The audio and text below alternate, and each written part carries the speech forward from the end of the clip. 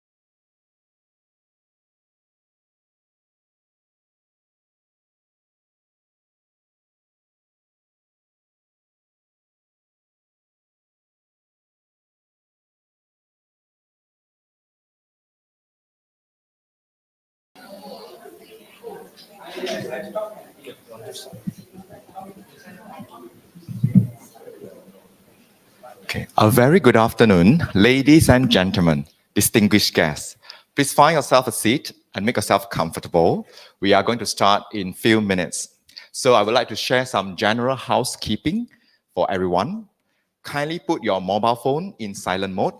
Ensure you have signed in at the registration counter so that you become friends of the society. We can send you time to time updates of the society. Wearing a mask is an option, not necessity. Your safety, comfort are our utmost priority. Please pay attention at the exit location on the right of this hall. Toilet and prayer rooms are just outside at the corner of this hall. Light refreshment will be provided at 4:30 at the tea party over the Lien-Teh garden, just outside of this building. Do spend some time on this beautiful afternoon to network and take some photo. There are also 2 copies of reprint and many books on sales at the counter at the front. Do come and support us for the society to continue to promote Dr. Wu's legacy.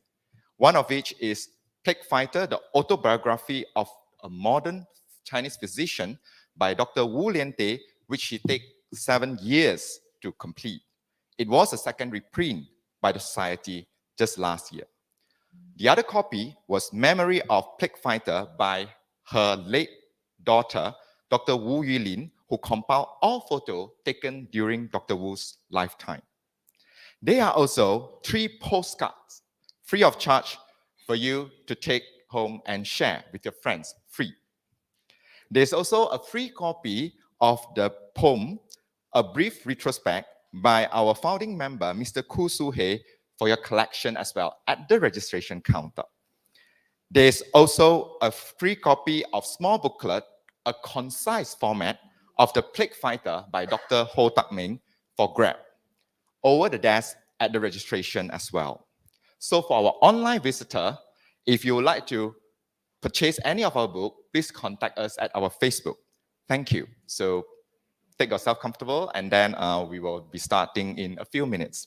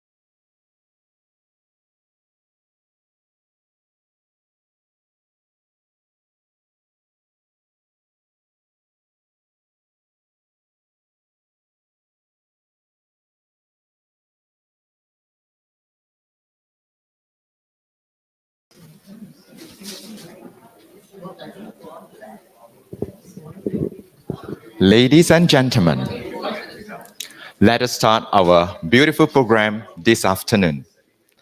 Please put our hand together to welcome our guest of honor, Professor Dato Dr. Adeeba Kamarulzaman, President and Pro-Vice Chancellor of Monash University, Malaysia. A very good afternoon again, and salam sejahtera.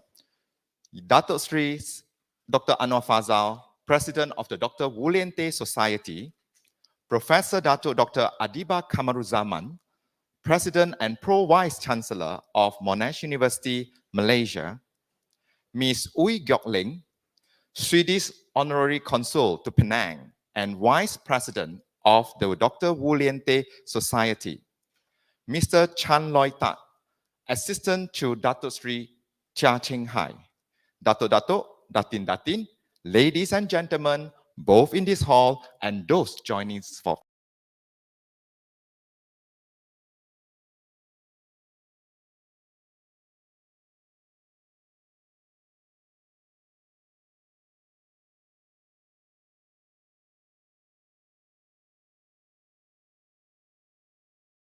in public health. I'm Peng, Secretary General of the Social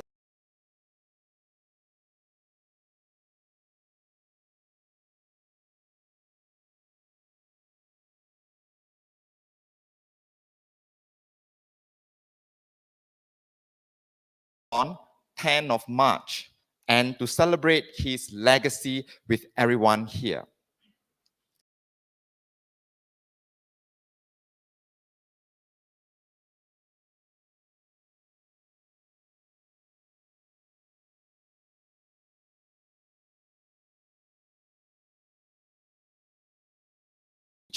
We would also like to take this opportunity to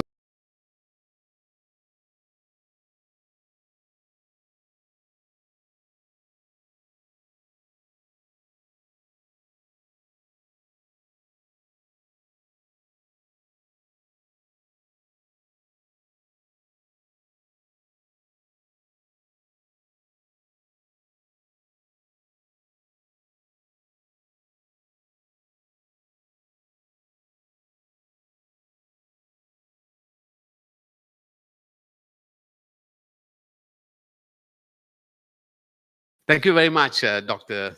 Peng. I'd like to start off with a salutation.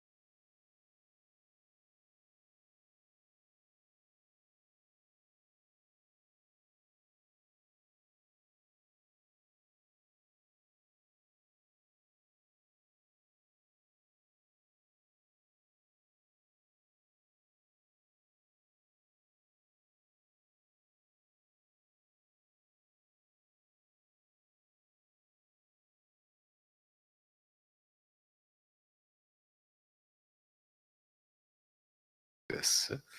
That was like 100 years ago, a kind of colonial racism that was operating in this country. In England, opium was banned.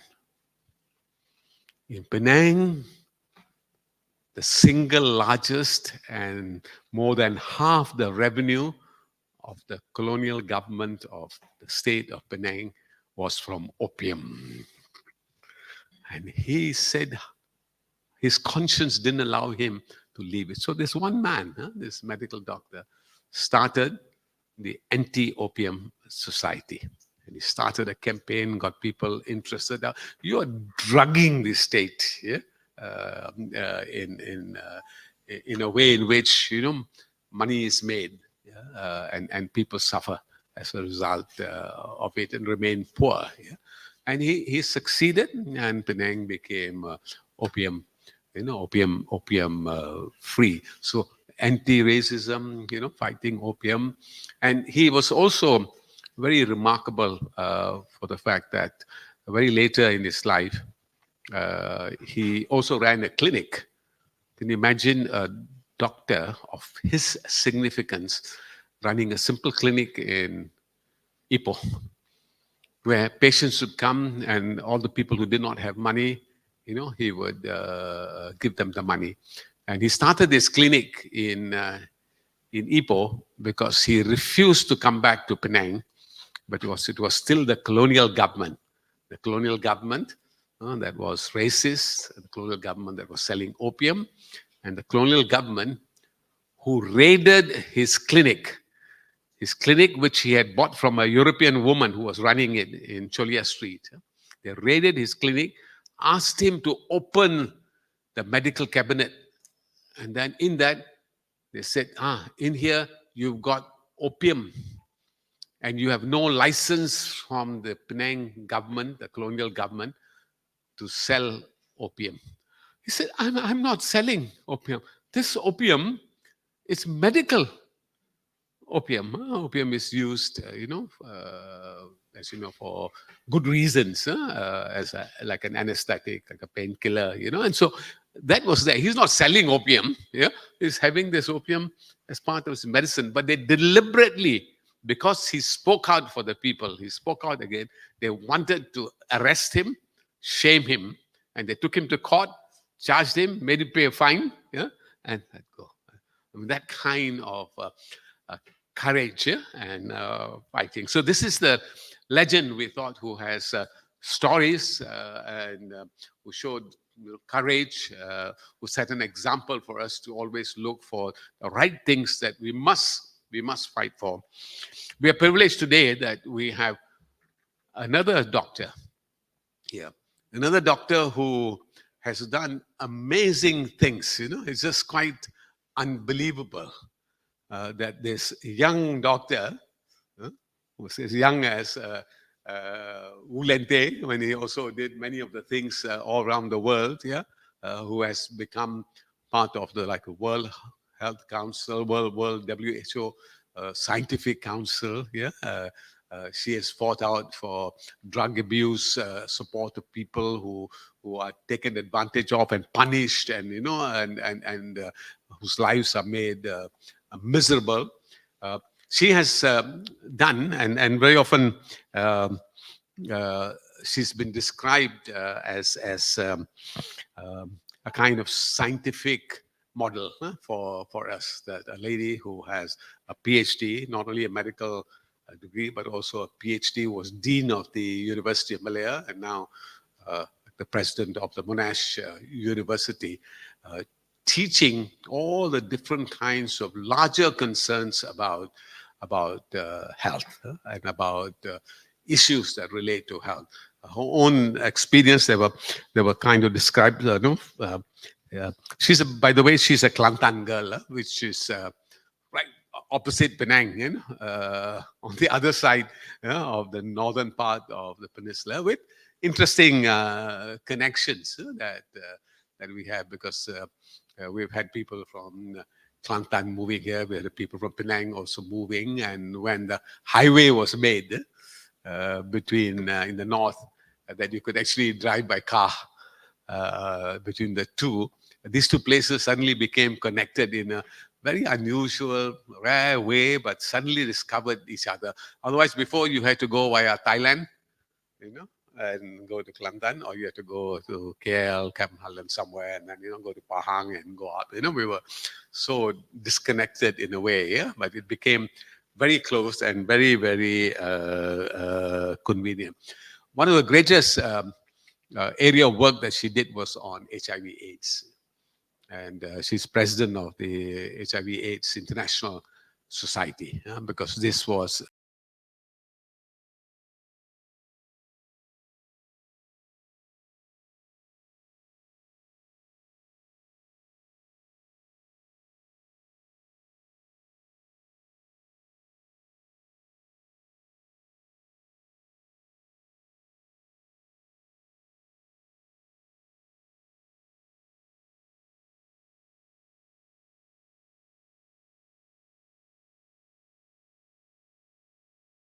Sultan of Perak.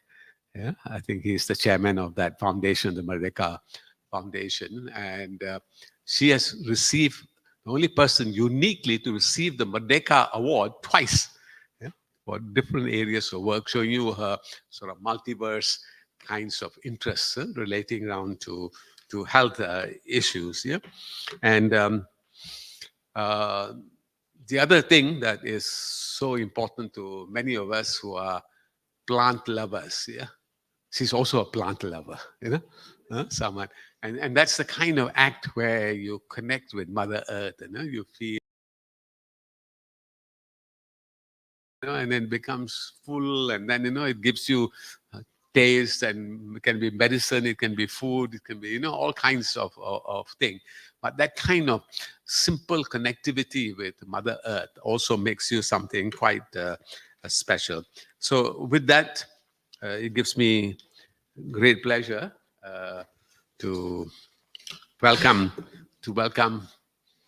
Prof. Adeeba to share her thoughts with us. Thank you.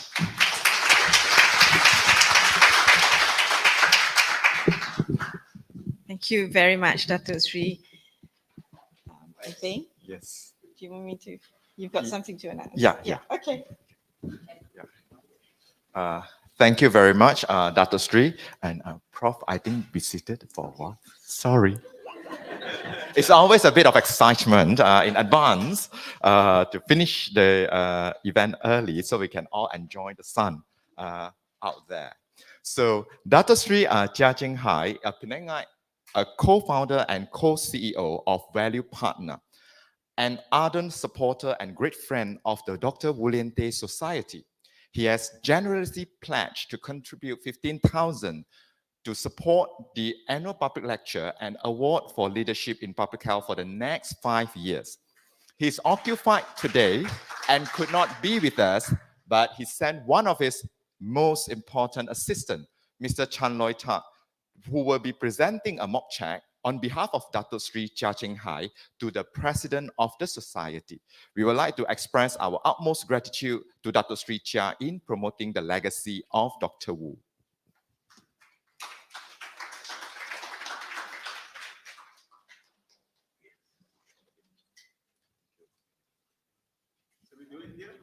Yeah.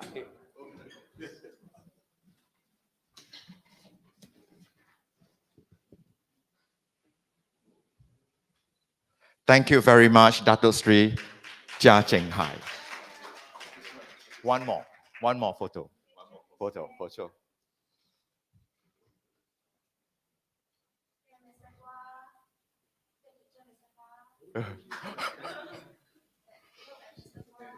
Okay.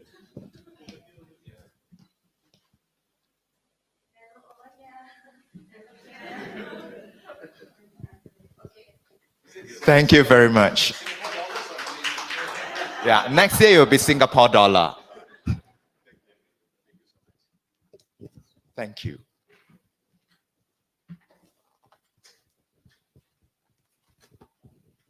Ladies and gentlemen, Dr. Lien-Teh was a highly respected public health physician and internationally acclaimed plague fighter.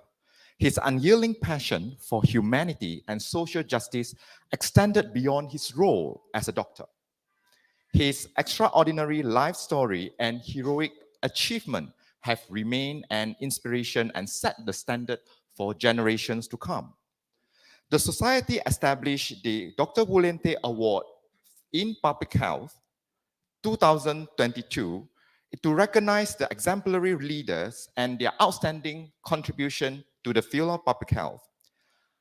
Their passion and determination in making a difference for humanity. Their fighting spirit is infectious, and their achievements continue to inspire others. Every year, we will invite the awardee to deliver the NIM annual public lecture for the year.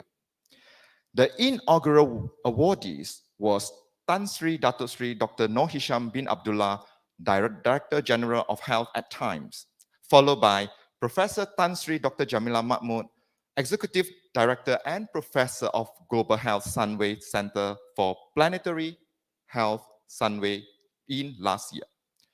We would like to now invite Dato Sri Anwar Fazal to present the award for leadership in public health to Professor Dato Dr. Adeeba Kamarulzaman in her recognition for her prominent leadership and outstanding contribution towards HIV and AIDS mitigation in Malaysia and globally. Her strong advocacy for evidence-based, human right-oriented drug policy reform is instrumental in influencing Malaysian government shift in drug policy and health in the criminal justice setting. It is our great honor to have Prof. Adeeba with us today.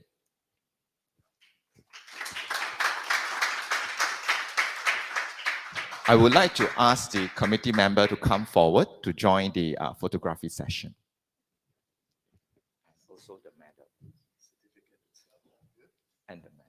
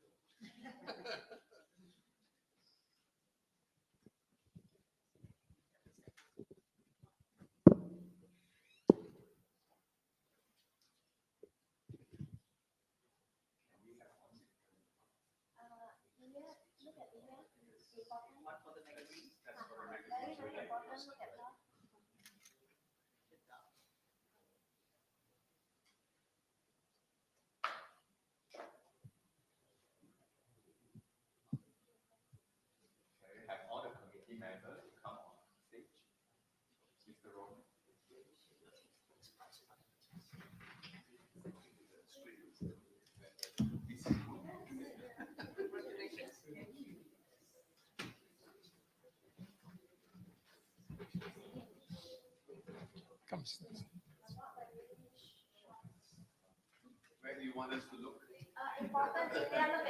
Okay. One second here. Thank you.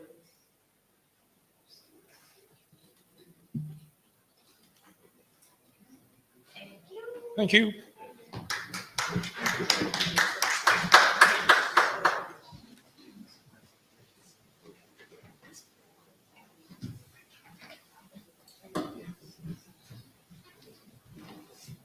Go straight to the stage.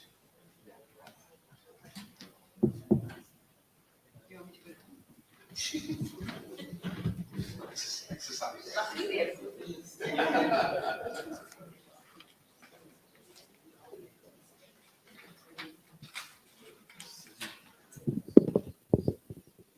Ladies and gentlemen, can't wait for the lecture to start. Professor Dato Dr. Adeeba Kamarulzaman is the President and Pro-Vice Chancellor of Monash University, Malaysia. Prior to this appointment, she was the Dean of the Faculty of Medicine, University Malaya, and currently continue as an Honorary Professor at UM and Adjunct Associate Professor at Yale University, US. An infectious disease physician by training, Professor Kamarulzaman is a passionate advocate for social justice, especially it pertains to HIV prevention, treatment, and care, and also drug policies. She presently serves as the chairman of the Malaysian AIDS Foundation as and is the immediate past president of the International AIDS Society. She is also the founding chair for Rose Foundation, an organization that is committed to eliminating cervical cancer in Malaysia and regionally. At international level, Professor Kamarulzaman has been an advisor to numerous WHO, UNAIDS, UNODC committees on HIV and AIDS and substance abuse.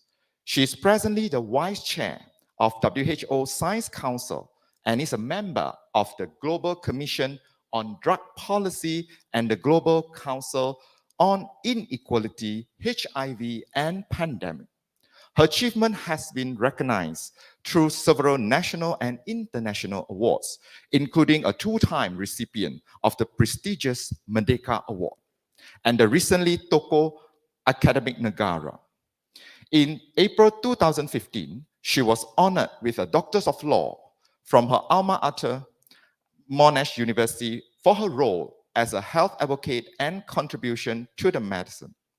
Without further ado, let's put our hands together to welcome Prof. Dato Adeeba Kamarulzaman to deliver this year's NIM lecture, Pandemic and Inequity, Looking Back and Moving Forward. Professor, the floor is yours. Thank you very much, Peng and Dato Sri Anwar and members of the Lien-Teh Society. I can't tell you how humble I feel to be here this afternoon to receive this award in the name of Dr. Lien-Teh on his 105th birthday. As you've heard, I've received a few awards, but I regard this as one of the most special, considering who he was in my own field of profession. So I absolutely feel very, very honored and humbled to be here this afternoon. Now, where is the thing? Okay.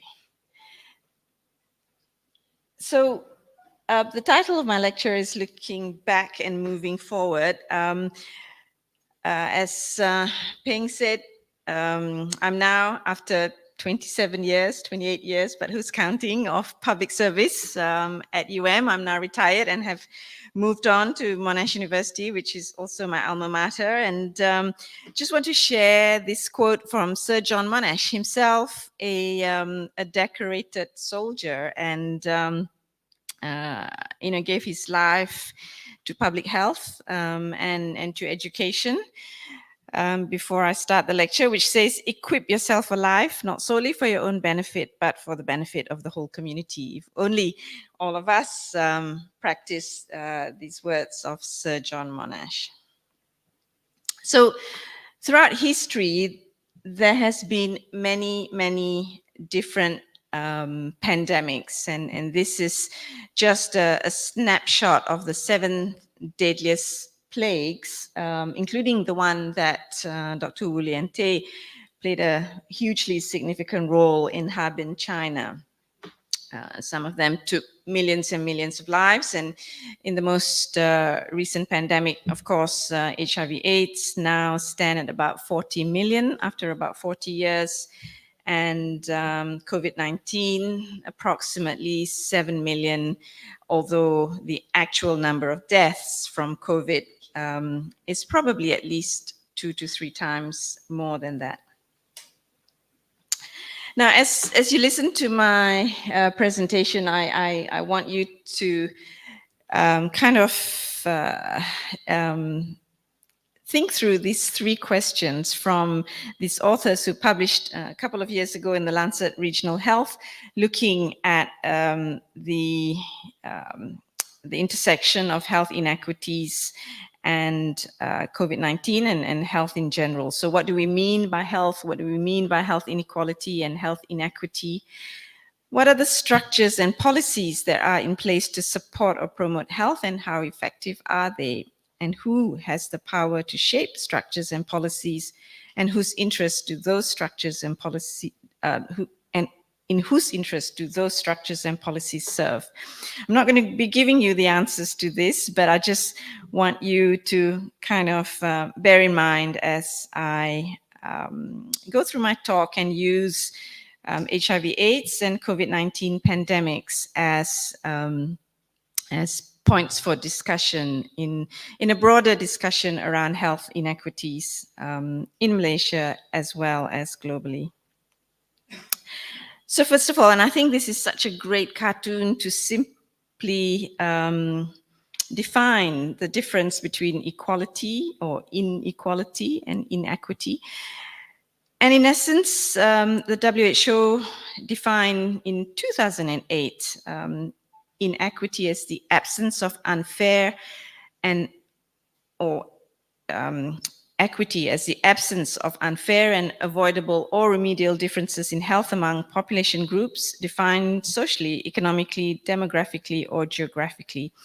Equality, I guess the best example is age or where there's nothing you can do about it. As you grow older, you are going to have a few more health issues, whereas in the area of inequity, there are things that are remediable, and the consequences as a result of the inequity can actually be, you can make interventions to address it.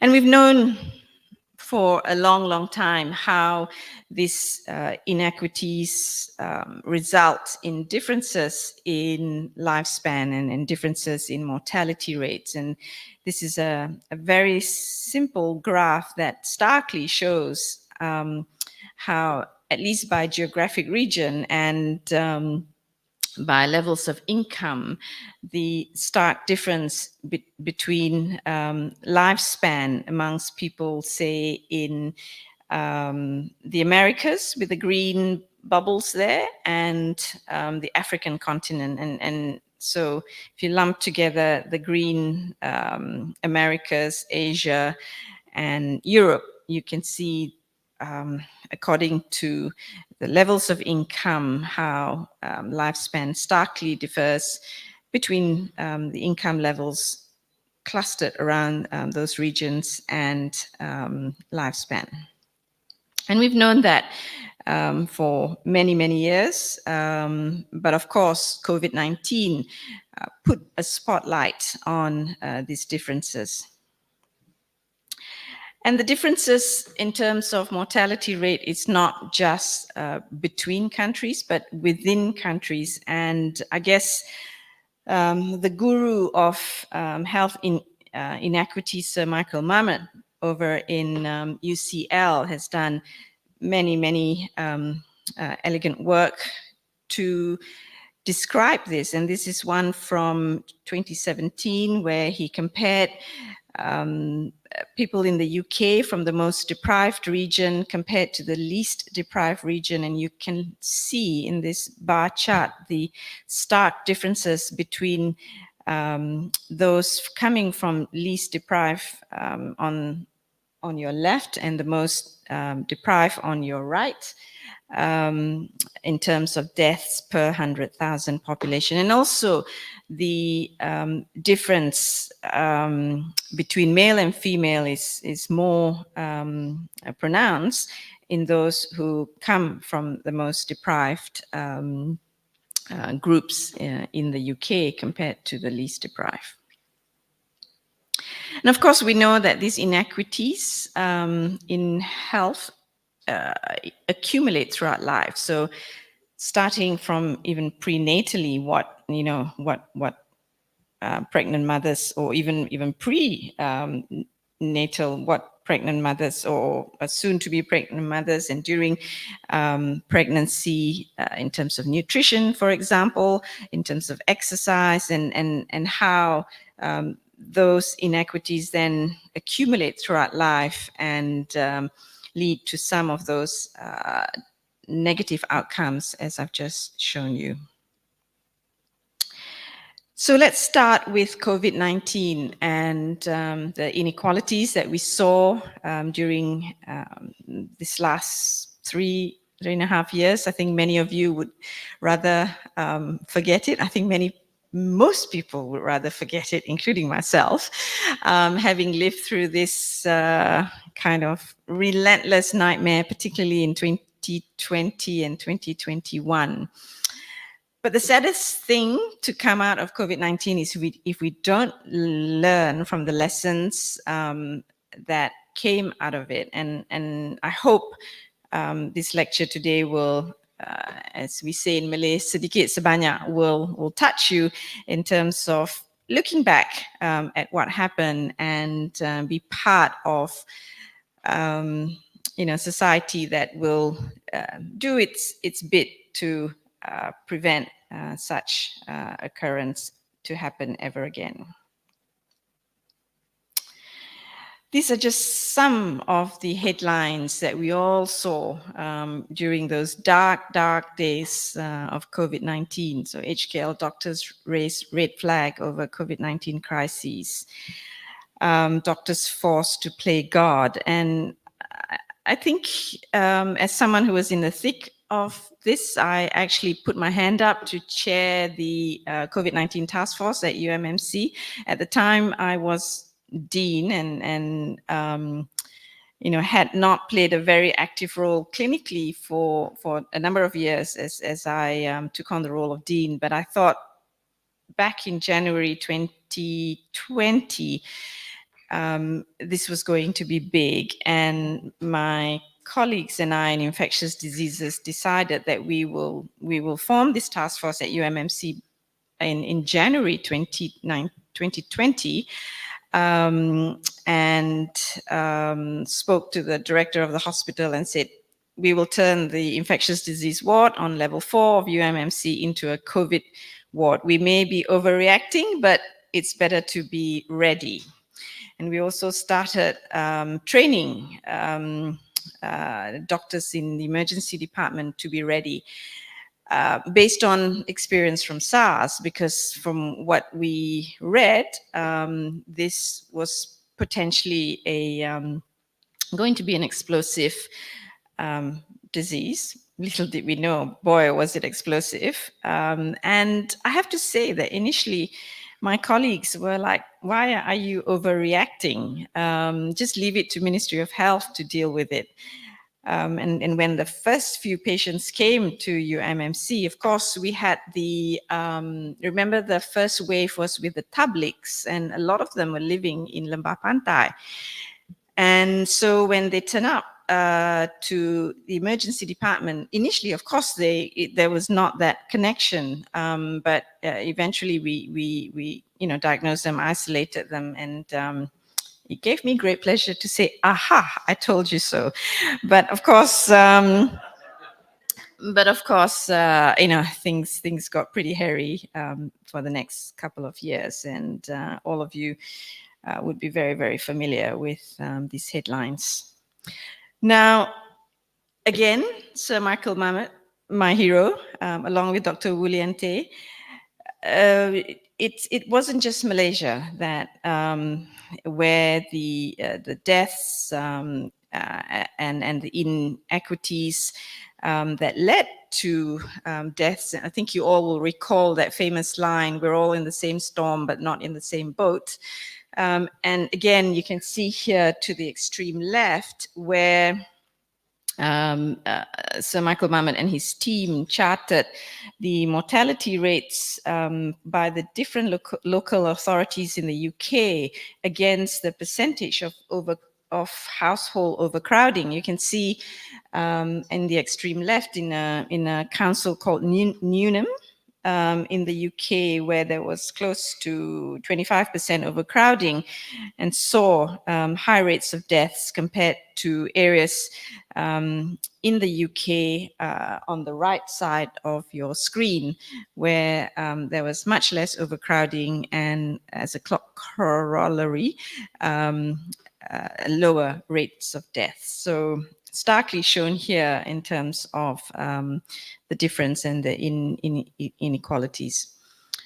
Now back to Malaysia, I think there were three major groups, as I saw it, who starkly shown the impact of whether it's their housing situation or whether it's their work situation, but by and large, it is those in the socio-economic group that suffered more greatly than the rest of us who were in the comforts of our home, that we could, open the windows, and the worst many of us suffered from during COVID perhaps was overeating and baking too much bread out of boredom. But for many, particularly in the urban poor, the impact, as also shown earlier, was real. So this was a bit prescient from Putri and Thibalakshmi from the Khazanah Research Institute, who looked at the impact of COVID-19 very early on in March of 2020, and documented the adverse impact on the income and financial security of those living in the PPR flats in Kerinci, limited access to affordable food and goods, as well as a risky reliance on public transportation, where, as you know, exposes you to others potentially with the disease, and the poor infrastructure exacerbating the problem. So a typical PPR in Kuala Lumpur, they said, consists of at least 316 units per 17-floor block. So if the average household size is 4.6, then assuming all units are occupied, approximately 1.455 people will be crammed all together in one building. If we are not careful, says they, in 2020, these PPRs might be the perfect breeding ground for the novel coronavirus. This is just a few months after it was described, right? And of course, when Delta hit in 2021, it was exactly what happened. Sometimes in the ICU, in PPUM, we would have 3 generations of families, grandparents, mother, uncle, daughter, granddaughter, in the same ICU from some of these areas, because PPUM has a number of these PPR flats. And it was exactly what happened in Italy almost a year earlier, immediately after the Wuhan outbreak. If you recall, Italy in the northern Italy was also badly hit, and it was precisely that where the outbreak in Italy happened was a living arrangement, was similar, the multi-generational living together in cramped surroundings. The second group after the urban poor was, of course, migrants and refugees. I recall going to Klang in the early days of the pandemic, when there were early outbreaks at the Top Glove factories in Meru in Klang. And Top Glove and many factories surrounding that area, Top Glove had its own living quarters, but surrounding that and other factories around that were many sort of single-story houses, and that the migrant workers were living in these houses because a terraced single-story house that you and me would see maybe at most 4 people, where I saw with my own eyes that time that there were at least 30 pairs of slippers and 10, 15 bicycles outside these houses. So can you imagine, in a single-story terrace house meant for maybe 4, at most 6 occupants, there were like 30 people living on top of one another. And so it was not a surprise that cluster after cluster after cluster came from these factories. But no one would want to listen. And, there was all this ding-donging about, is it the economy? Is it health? And as this article said, the outbreak of COVID-19 pushed migrant workers to the margin. And it wasn't just in Malaysia. And in fact, Singapore, if you recall, had an earlier outbreak largely amongst migrant workers in Singapore. And the third group, of course, a group that I'm familiar with, having spent a number of years and still do in a way in Kajang prison, not as a banduan, thankfully, but having a research and clinical service project there in Kajang prison. And at the time, it was said that more than 15,000 COVID cases happened in prison. This was in 2021. And once again, cluster after cluster, either in the prisons or in detention centers. And then, of course, they were vilified. Thankfully, we woke up to it and provided them with vaccination. But even then, they were the last, in a sense, to be vaccinated, although were probably one of the most at risk. And there was a lot of fear of arrest and driving them underground, and which made initially the vaccination scale up rather difficult. So those were the three obvious groups where the inequalities that by virtue of their citizenship, by virtue of their socioeconomic status, by virtue of the laws, put them at extremely high risk of COVID-19. But there's another group that didn't neatly fall into those other groups that, those marginalized population, that the classical, stereotypical marginalized group. And that's people not quite sort of the terribly urban poor, or they're not migrants and they're not prisoners, but these are your average person with non-communicable disease, namely diabetes and obesity. And no one other than Richard Horton can so elegantly describe these things. And I just want to read to you what I mean by this, that what he meant by COVID-19 is not just a pandemic. Two categories of disease are interacting within specific populations. One is, of course, the coronavirus and an array of non-communicable diseases. These conditions are clustering within social groups according to patterns of inequality deeply embedded in our societies, and the aggregation of these diseases on a background of social and economic disparity exacerbates the adverse effects of each separate disease. So he calls COVID-19 not a pandemic, but is a syndemic that is underlined by its social origins, and some of that I have already described. And what I mean by this is, you will see later on how Malaysia has one of the highest death rates in the ASEAN region. And one of the reasons, I think we haven't done these kinds of analysis very well, but I dare say that diabetes and obesity probably drove that mortality rate, which I'll share with you in a second. So very early on, at the onset of the epidemic, it was noted that men, those over age 65, those with diabetes and comorbidities were extremely high risk of dying. And the reasons being because COVID is a bit like dengue.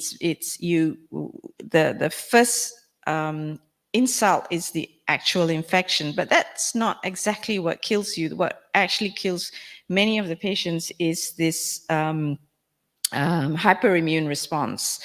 And in people with diabetes, they have chronic inflammation going on all the time, and that causes that causes atherosclerosis and heart disease. And in the case of COVID, it actually the background inflammation coupled with the infection leads to this hyperinflammation and the terrible complications that we saw particularly during Delta, that thankfully with vaccine we managed to gain that under control. And that's why drugs like steroids and other anti-inflammatory drugs, eventually when we understood the disease better, worked very well, and we were able to treat the infection a lot better than in the earlier stages.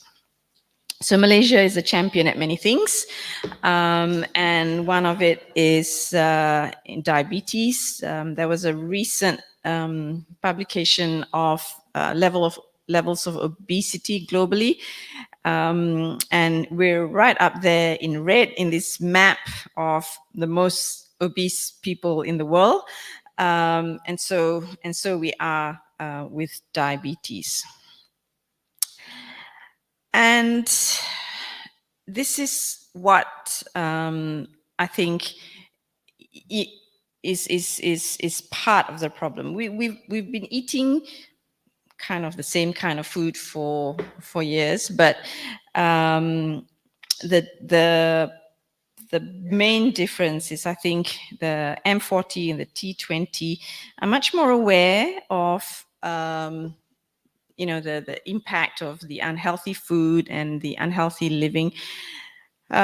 Secondly, the difference between the urban poor, and as you can see there in terms of levels of prevalence of diabetes and related disease, is the consumption of fast food, and there's so much other things going on in their lives for them to worry about taking care of their diabetes, their high blood pressure, and their blood cholesterol. And I actually just came across this statistics in preparation for this talk, and I was pretty shocked at the difference in terms of 10 times the prevalence of diabetes, close to 10 times the prevalence of diabetes between B40 and T20. Yeah, nearly 10 times for nearly all of them. And so, in addressing what to do next, I think these are some of the figures that we need to have in mind. Of course, then at the national level, I come from having spent 3 decades in a public health system, although PPUM doesn't look as bad as this, but our chronic underinvestment in the public health system led to this, because there was just very, very little capacity to what we call react to the surge that happened with COVID-19, particularly during Delta. I chose not to put a photo in here, which was shared to me by Brigadier General Arshil, who eventually became the lead for the task force during those terrible few months in between May and August of 2022, when Delta was just raging. But if you can imagine those beds there, in one of the photos he showed me, like every third person was someone wrapped in shroud. The problem was, the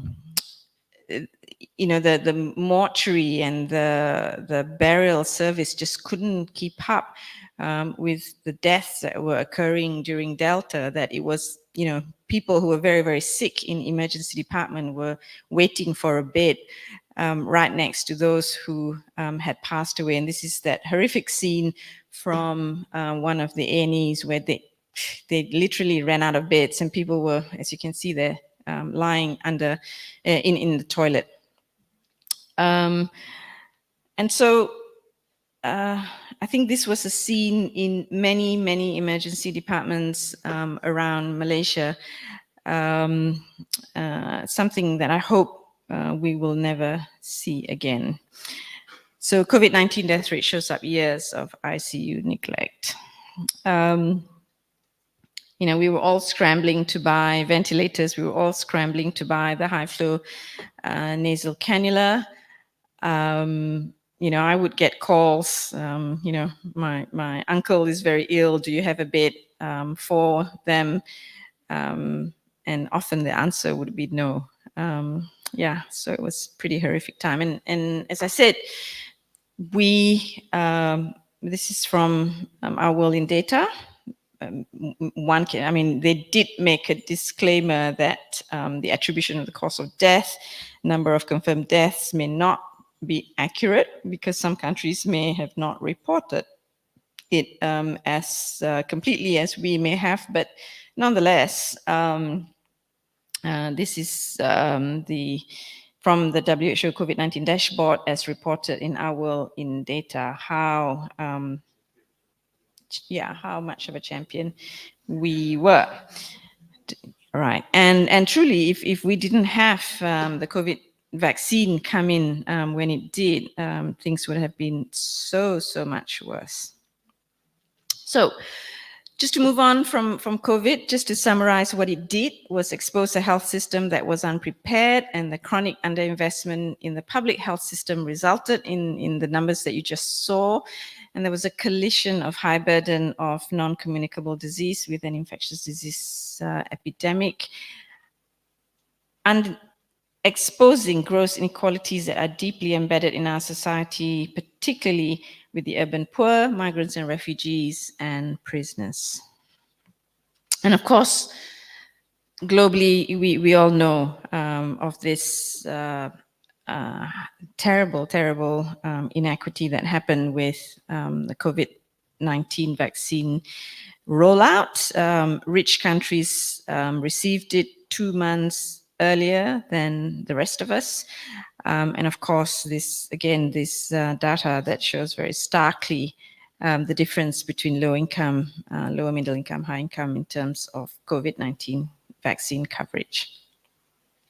And it's not as if the world didn't have something to learn from. If you recall, during the HIV epidemic, when finally we discovered antiretroviral therapy, it took something like 8 years before the most affected countries and continent, sub-Saharan Africa, received antiretroviral therapy, and millions of people had died before the world woke up to it and did something, firstly with the WHO 3x5 program, and subsequently with the establishment of the Global Fund for AIDS, TB, and Malaria, as well as PEPFAR. And of course, many stories. Would take me a few more visits to Penang to talk about the COVID-19 vaccine inequities, and we talk about social determinants of health, but in this case, the commercial determinants of health that led to that graph that you saw of the stark differences between the haves and the haves not in terms of COVID. So the great man said, we limped into the pandemic then in a parlous state, an unhealthy population marked by growing inequalities and a worsening of the conditions in which people are born, grow, live, work, and age, in short, in the social determinants of health. And so moving from COVID to HIV/AIDS, I think these two pictures really kind of historically captures one COVID and the other almost a biblical scene of HIV/AIDS that was published by Life magazine to much controversy. Now, after 40 years of the pandemic, we actually have all the tools to end AIDS. We have very effective treatment, and that same pill for treatment can also be used for very effective prevention, on top of all the other things like clean needles and syringes, condoms, testing, etc. And if we put our minds to it, as some countries have, we could literally bring an end to AIDS. Now, surprisingly, those countries that have achieved the 95 goals that is said to kind of bring AIDS as a public health threat, if you can see from that top 10 are actually mostly very poor countries.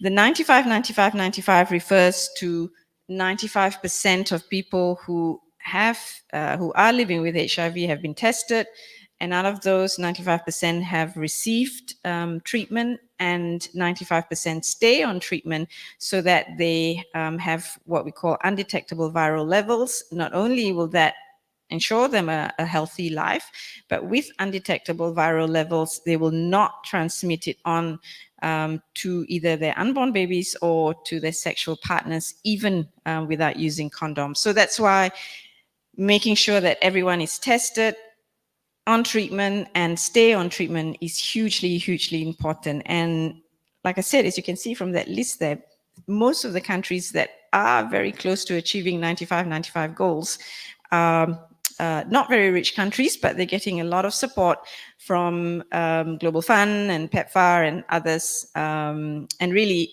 on the top there is Eswatini, or formerly Swaziland, which at one point had nearly 50% of antenatal women going to antenatal clinics with HIV. So it's been a remarkable progress for these countries. Close to home, Thailand, and then of course Cambodia, again with an income level compared to Malaysia that's maybe that's Cambodia feels about us like we feel about Singapore, but they've done so well, and the recipe to that is leadership, political leadership, working together, working with affected communities, etc. But where we are still having problems in bringing an end to AIDS is again because of the inequalities. Here's just one example when it comes to gender inequality. So AIDS-related deaths are still the leading cause of mortality in women in sub-Saharan Africa. Particularly, women are 2 times as likely as young men to become infected. 59% of new adults in sub-Saharan Africa, new adult HIV infections are in women. And part of that is because of the negative societal attitudes towards premarital sex and actual behaviors of women that's linked to increased prevalence. That's physical or sexual violence, and so forth and so forth. So that's when it comes to gender inequality and how it impacts the HIV pandemic.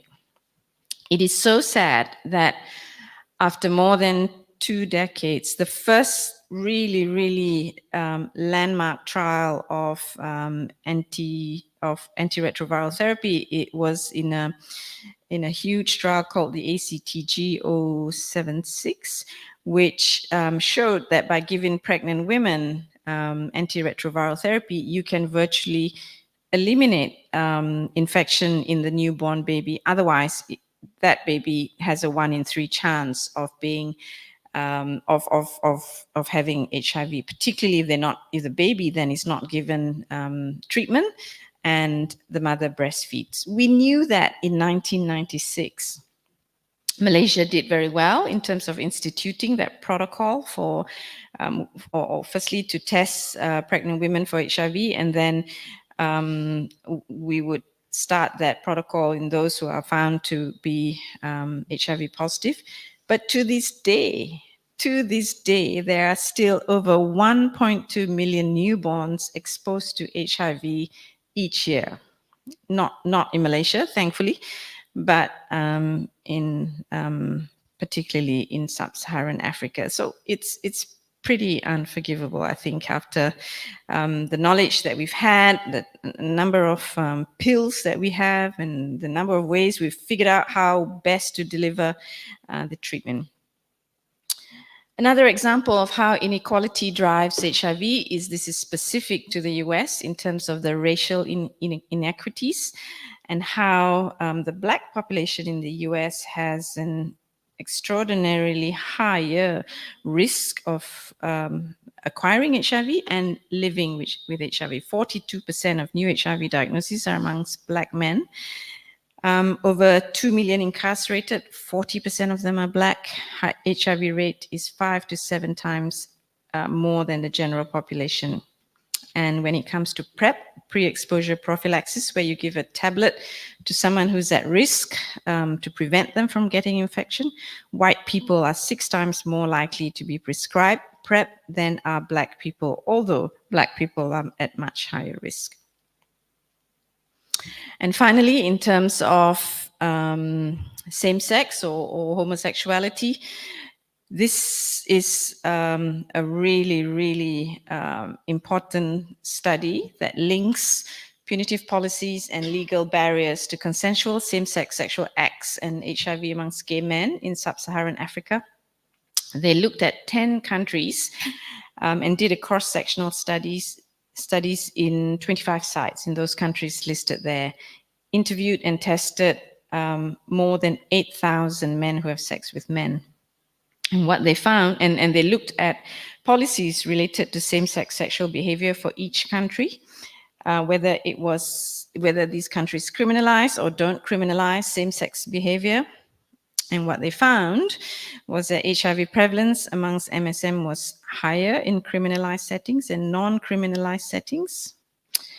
Odds ratio of 5, higher in settings with recent prosecutions than in settings without prosecutions, higher in settings with barriers to accessing civil society, and disparities in HIV prevalence between MSM and other adult men were highest in punitive settings. So this is, we've always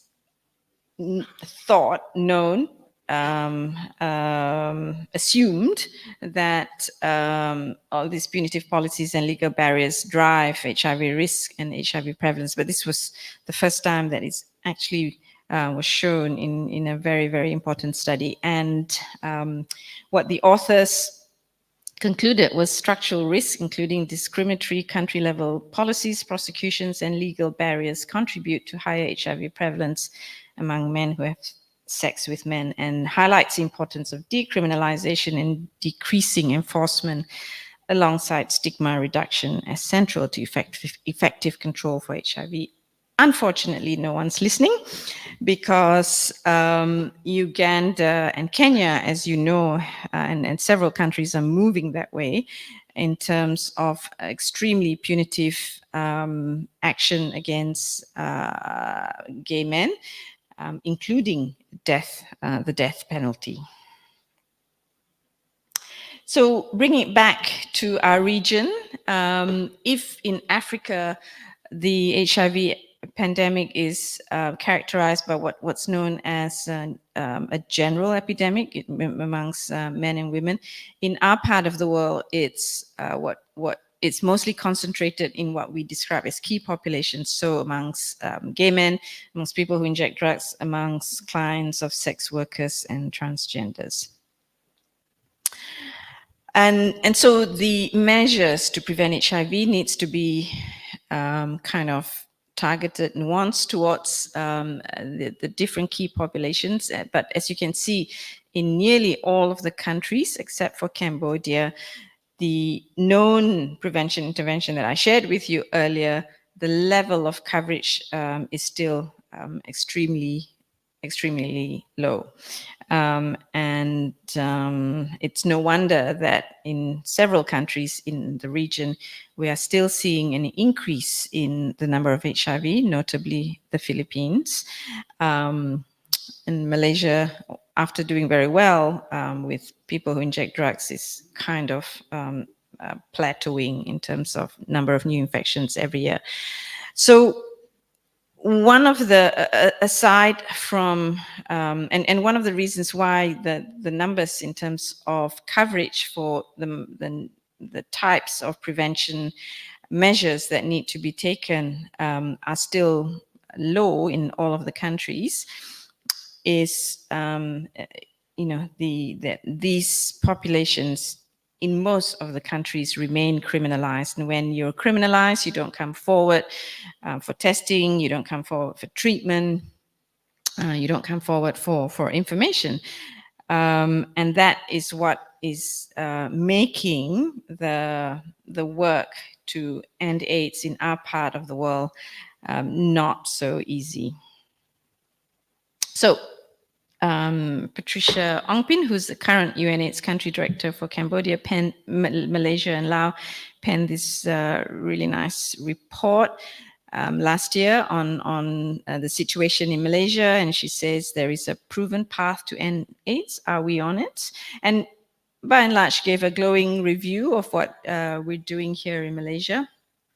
But there's still a lot of work to be done. And to illustrate that if you put in measures that are evidence-based and you're prepared to overcome, the usual dogma, and in this case, it's with drug use. If you see there, in the center of the chart was back in 2001, 2002, when we were seeing huge numbers of new infection each year, up to about 6,000 new reported cases of HIV. Mostly, about 90% were amongst people who inject drugs. And my colleagues and I felt that we needed to do something, and we successfully advocated for clean needles and syringes, one of which pilot started here in Penang, the other was in Johor, and the other was Ikhlas in Chao Kit. Through careful monitoring and evaluation, managed to convince the government to expand it. And as you can see, the number of new infections as a result of drug use fell.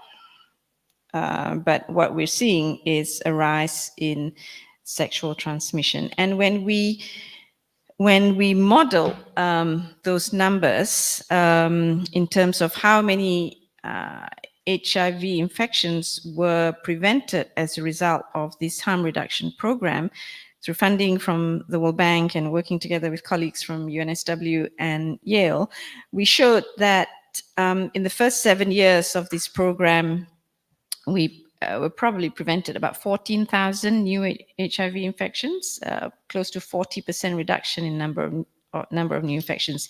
And if we projected that forward, the numbers were even larger, close to 100,000 new infections up to year 2050, as a result of just the clean needles and syringes and methadone program alone. And when you translate that to dollars saved, it's 47 million ringgit in the first 7 years, 209 million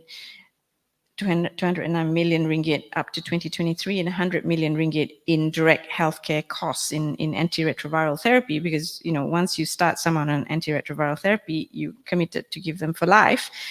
So close to 1 billion ringgit saved. And when you do that in the ROI sort of health economists kind of calculations, the ROI was definitely very good. So like I said, when you put your minds to it and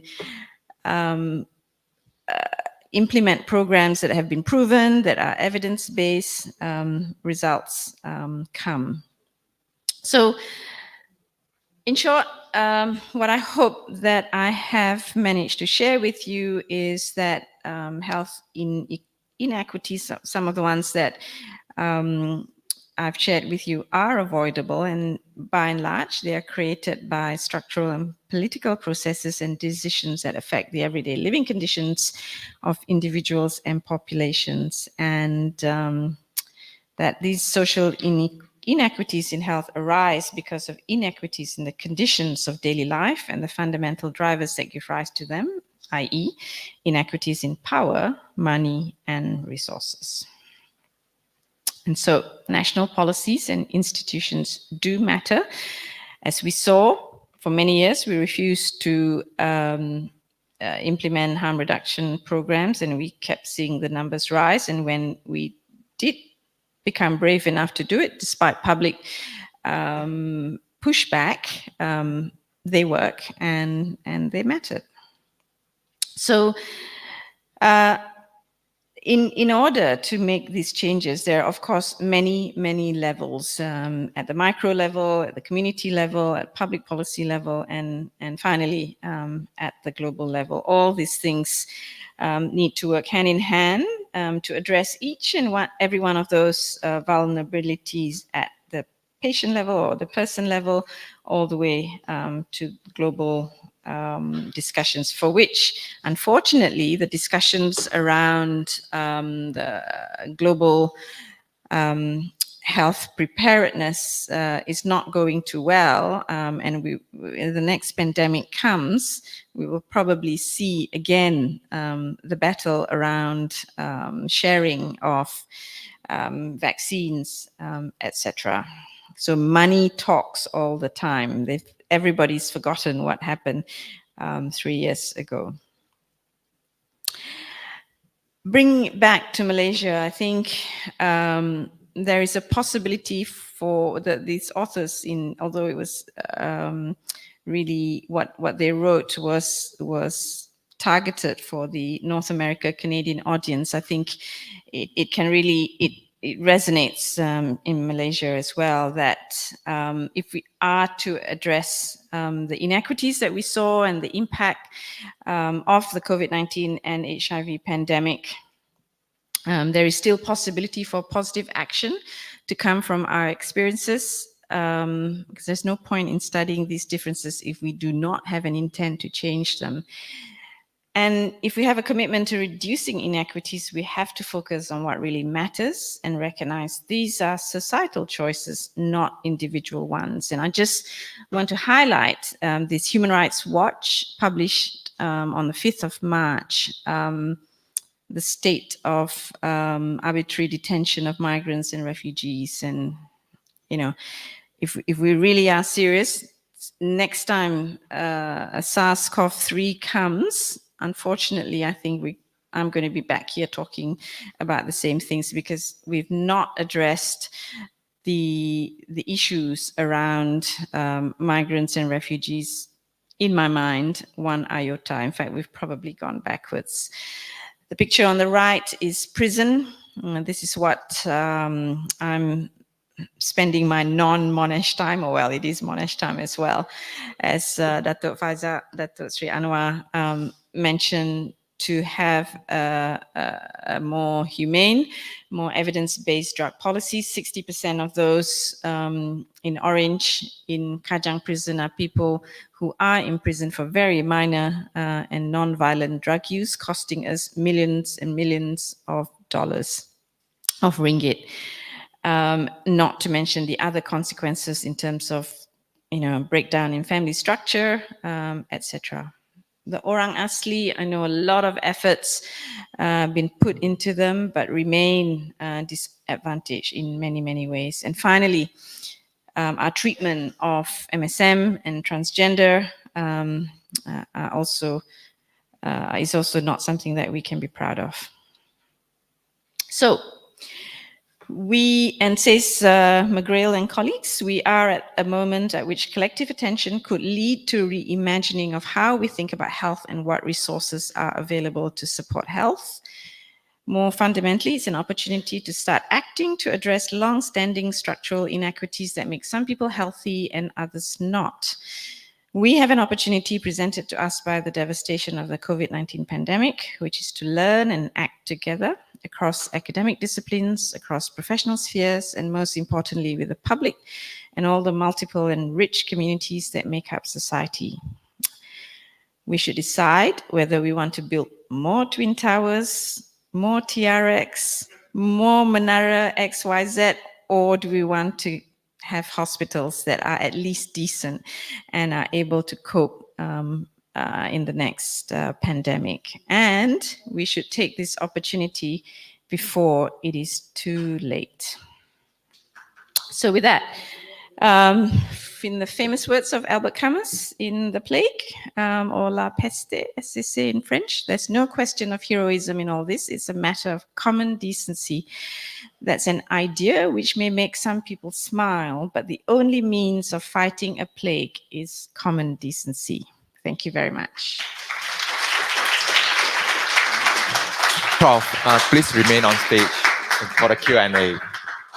So, ladies and gentlemen, here we are concluding the session on the lecture, and we'll be moving towards Q&A very soon. And hope that you have burning questions, many of them, because I have plenty of time for Q&A. Ladies and gentlemen, there was 3 postcards by the society that we would like every one of you having it. So please collect your copy at the registration counter. The third being the latest design from the society launching today on the painting of Savior of Mankind. Thank you very much.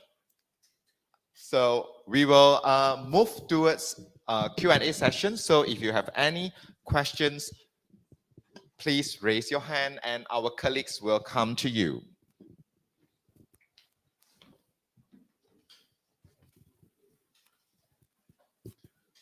Everyone? Anyone?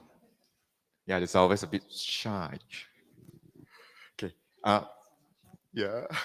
So, Prof, maybe I get the ball rolling. So, in view of all the very extensive talk about social determinant and then political view and also legal environment, and reflecting from this past experience and the lesson learned, how can we better prepare to address this inequity, to prepare for the next pandemic, which is so-called the disease X by WHO? So Peng, as you saw, it's not, there's no one size fit all, and it's also not just one thing that we can do. It's multidimensional. From as an individual, I guess your voices are important. Whether you join in advocating for any of those groups that I've highlighted, or at the very least, not be part of those that are shunning them. I think that's as individuals, that's one thing that can be done. As a community, same thing. To adopt kindness, compassion, and as for governments, obviously, to put money in reducing that inequality, economic inequality gaps, in putting priorities for public health systems, both health and education. And at the global level, again, we all have to be advocates in terms of ensuring that what happened with the COVID-19 vaccine doesn't happen again. Yeah. But to be honest, I'm not, that the COVID-19 vaccine thing, I'm not so confident. Yeah, we are still hopeful. We have to remain hopeful. Yeah. But those commercial determinants of health and the kind of world we live in makes that somehow difficult. There's one question from the gentleman there. Thank you, Dato Adeeba, for your elegant lecture. I have a question for you. What challenges did you face with regard to medical personnel who developed COVID during the crisis? So, well, thank you for that. Actually, it was a really, really difficult time.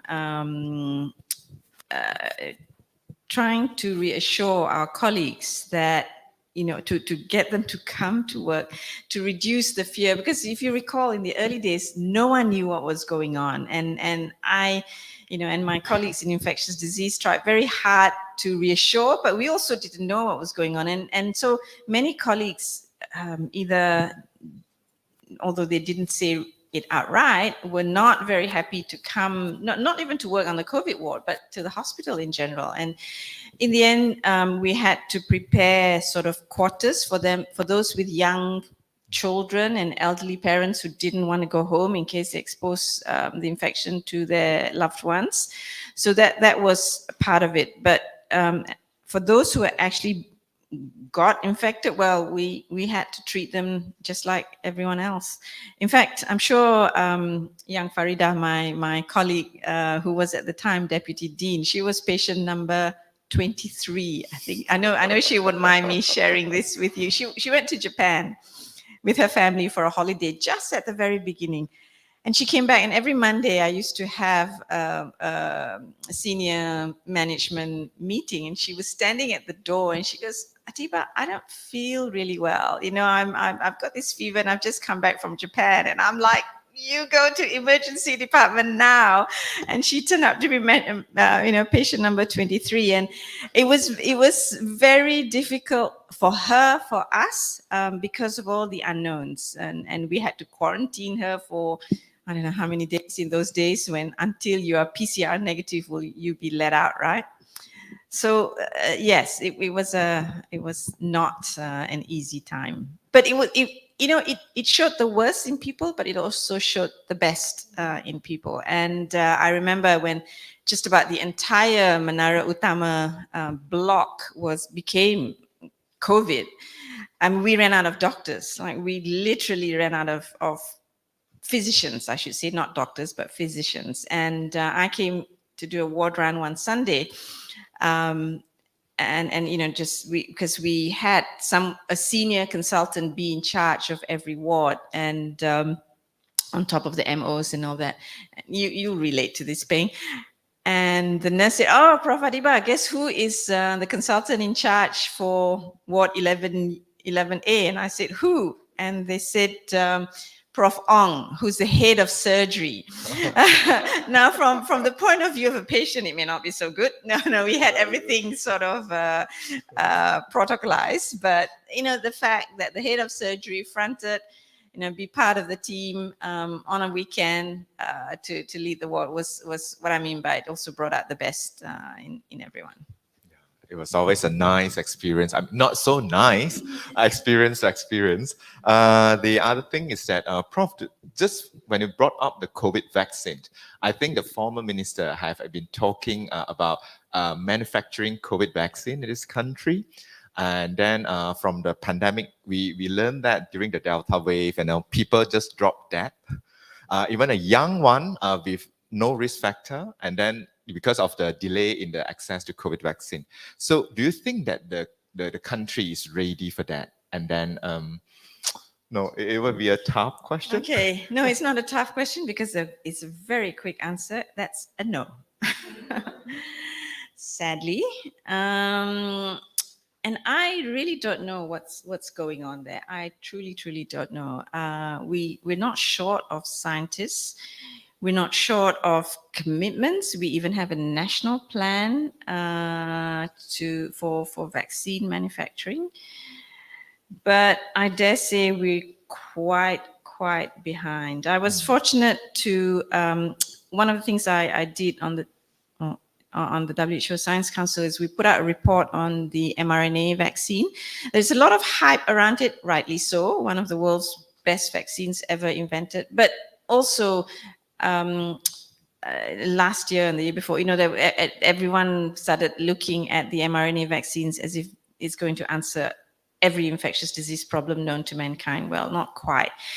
But so we wrote a report to try and balance the expectation a bit, and in terms of what to do in the future. But as part of that, I was invited to South Africa because WHO to answer the vaccine inequalities, did this what's called the mRNA transfer technology, where the South Africans who are quite advanced in this and have set up labs and mRNA vaccine facilities will be the hub that then 15 countries have signed up to it, at least when I last checked, to build capacity, build labs, build protocols, everything so that each country don't have to start from scratch.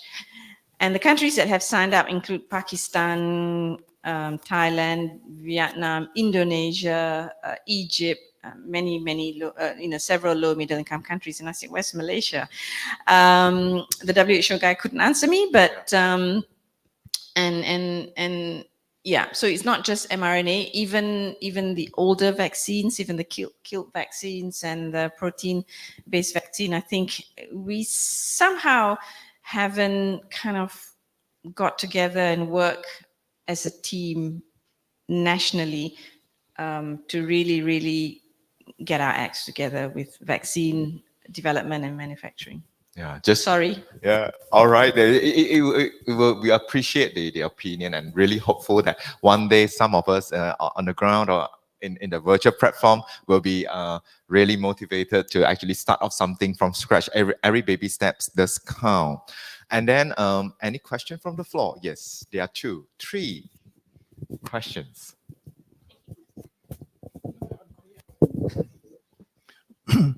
Professor, thank you for a most enlightening lecture. I thoroughly benefited from that. Thank you so much. Your last comment, your last sentence, actually, I thought it was a fully loaded comment when you said that, we have to act now before that, things get worse. And I fully agree with you when you use the word inequality, because today, the income disparity in the population is widening. Not many people have insurance, and not many people can also afford to go to private hospitals because they're so expensive. So there's this big gap now, and as you can appreciate, the public hospitals now are getting more and more overloaded, and sometimes they can't even cope with it. And not also made any better by the disappearance of so many of doctors on government service. Like last year, even they said about 20,000 doctors left the service. Now, all these are very discouraging signs for us. So, Professor, in your humble opinion, how do you think we should move forward? Thank you. Yeah, so I think certainly the current health minister is very well aware of all this, and even the previous health ministers. And there have been several iterations of health transformation, and there was a white paper published last year or put to Parliament last year to try and address it. The problems are multiple. Human resource, health financing, the need for digitization, the need to even perhaps look at how Ministry of Health itself operates. It currently provides service. It regulates. It does everything, and whether it needs to be scaled down and carved up. These are some of the discussions I believe that's going on at the moment to try and address some of these things. The bottom line is money. How do we finance this as disease gets, diseases like cancer, we're finding new ways to treat all the time, but it's expensive.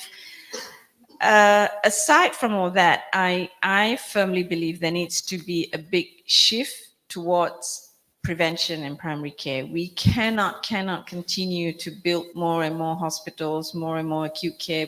We desperately need to address the 1 in 5 diabetes, 1 in 2 obesity. And again, there's no magic bullet, but it requires a whole load of things, including reducing the income disparity. So we just need to kind of remain focused and prioritize. So in my mind, I think if you look at disease, what we need to prioritize would be the non-communicable disease, because that's a huge burden, diabetes and obesity, and of course be ready for the pandemic. At the same time, work at maybe a different way of health financing, a different way of public-private partnership. The horse is bolted in terms of private healthcare. To bring it back is too late. We're 3 decades too late. Even NHS is buckling under the pressure. So there's no easy answer, but I think if the government, well, first of all, acknowledges that this is a problem, and secondly, prioritize, hopefully we will see some turnaround. Thank you, Prof. Adeeba, for the wonderful lecture. So, what challenges do you face with regards to the decline of mental health and morale among the healthcare workers during the COVID-19 pandemic? And how do you mitigate this? Yeah.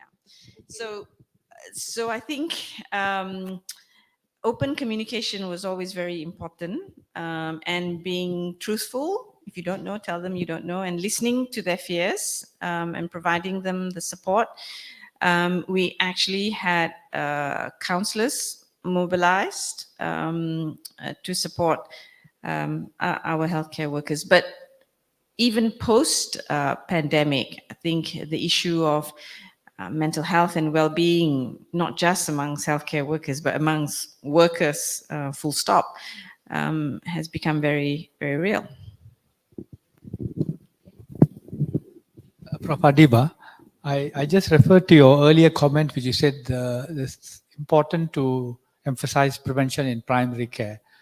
I just want to make a quick comment here that within public health, not just within Malaysia, but globally, there is inequality or inequity.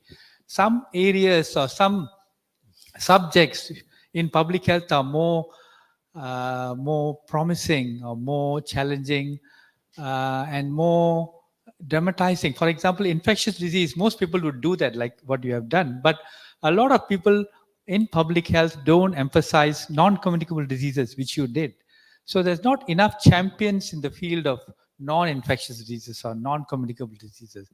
And I think our public health system in this way has failed us, because we have done fairly well in infectious disease in Malaysia, but 3 decades ago, we should have started working on non-communicable diseases. Yeah, perhaps because of the chronic nature of it, with infectious disease, with the exception of HIV/AIDS, everything is acute. You have to deal with it there and then, whether it's dengue or COVID-19. Whereas non-communicable disease just creeps up on you. Next thing you know, the guy needs dialysis, right? Next thing you know, the guy has stroke. But before that, you kind of, yeah, okay, your blood sugar is 12. That's okay. Come back again next month, kind of thing. So that same attention is not given. The attention that's given to dengue at the national level is very high. For instance, we all have to go and answer to our pejabat kesihatan if a patient dies of dengue. Rightly so, and I think that's great. And you work out what was the, what went wrong and learn from it, etc. But it doesn't matter if someone, has a blood sugar of 20 and all that. Yeah. So you're absolutely right. And I think it's perhaps to do with the tempo of the disease. Yeah. Hi, Dr. Adeeba. Thank you so much for your time today. It's been such an engaging lecture. From what I understand, your key message today is like national policies and institutions do matter. So my question is, what are the actionable initiatives that the younger generation can do today to really influence these national policies and decision-making on the healthcare system? Thank you. So I think, once again, there are many, from kind of advocating on issues around non-communicable disease, pushing on with gender inequalities, including issues around transgender and same-sex and the minority groups. Join me in my drug policy reform.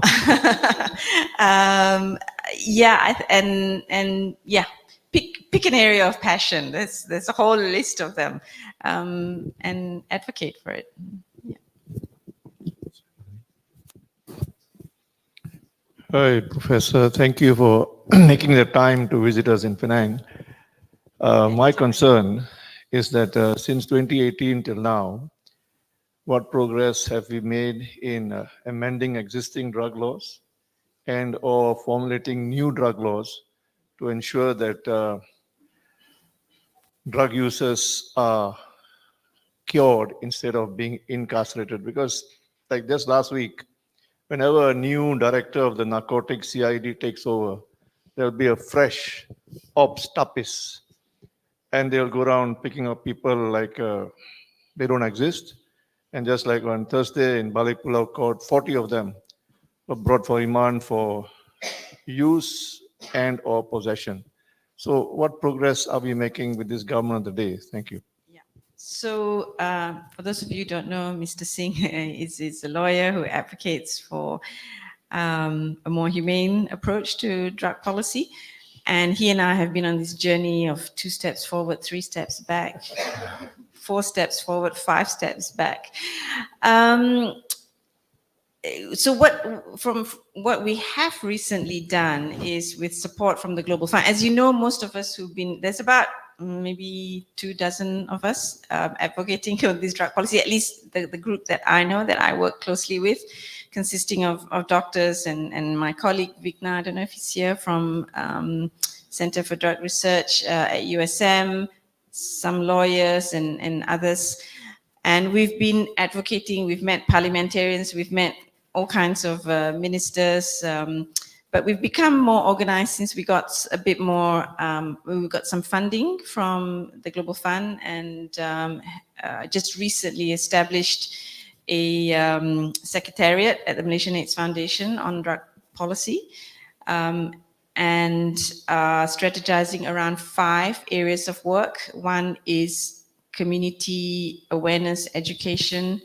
Second is training of healthcare workers, doctors, law enforcement, judiciary, etc., on the whole area of substance use. There's a lot of misunderstanding. There's a lot of new science around who is at risk for using drugs, and what happens when you take the different kinds of drugs. So we need to educate the public that it's not just a moral weakness that people use drugs.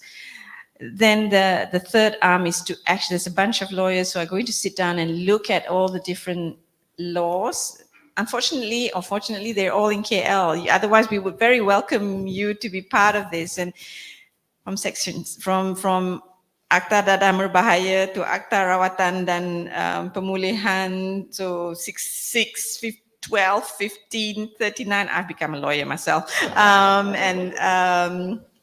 And so they're going at it line by line and putting a proposal to the government on some of the amendments. As you know, this is going to take a long time. The fourth pillar is actually community strengthening. We have fantastic groups like Pengasih, peers, all over the country. So if we shift from not putting people in prison, they should be managed in the community by organizations like this, but they also need, first of all, finance, training, and all of that. And the fifth is, of course, learning from the harm reduction program. We need to have all these kinds of programs, or programs for that matter, monitoring and evaluation, so that when someone later on says, well, Prof. Adeeba, you you decriminalize marijuana, there's more people using it, kind of thing, we will have the data to show it's true or otherwise. So that's my hobby at the moment, other than being president and pro vice chancellor of Monash University. To become a lawyer, a part of it, yeah. Hey, Prof. Adeeba, I just want to shift the discussion to the clinical research sphere. I know during the COVID period, I mean, usually in a field of research, MMC or CIC usually are the one lead. But for the research period of this COVID, I think ICR take the lead. Is it because there are certain blockade or certain policy that make other institute or other research center to have a research is not easy to be done that time? No, I think it was just, we were all just way too busy doing clinical work, and ICR has become quite organized around the country. But we were all part of some of the other WHO clinical trials, for instance. But if what you're alluding to, can we all work together better, then the answer is a definite yes. That's one of the lessons, I think, for those of us who were working on the ground. I think if we had worked together earlier, better, including with private hospitals, the outcome might have been a little bit more different. Okay.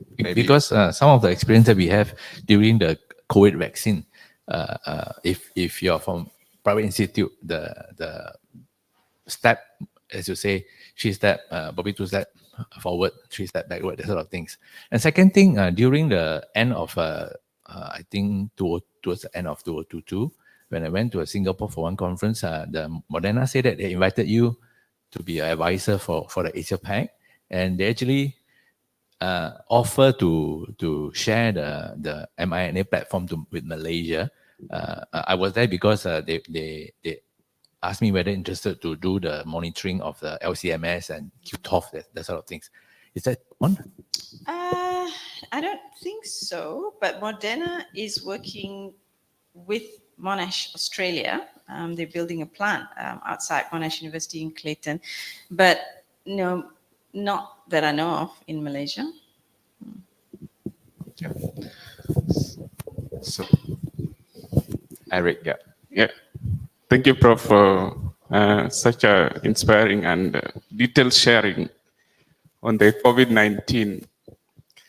For me, I just want to say that if there is something that united the world and brought out the different characters in humanity, it's COVID-19.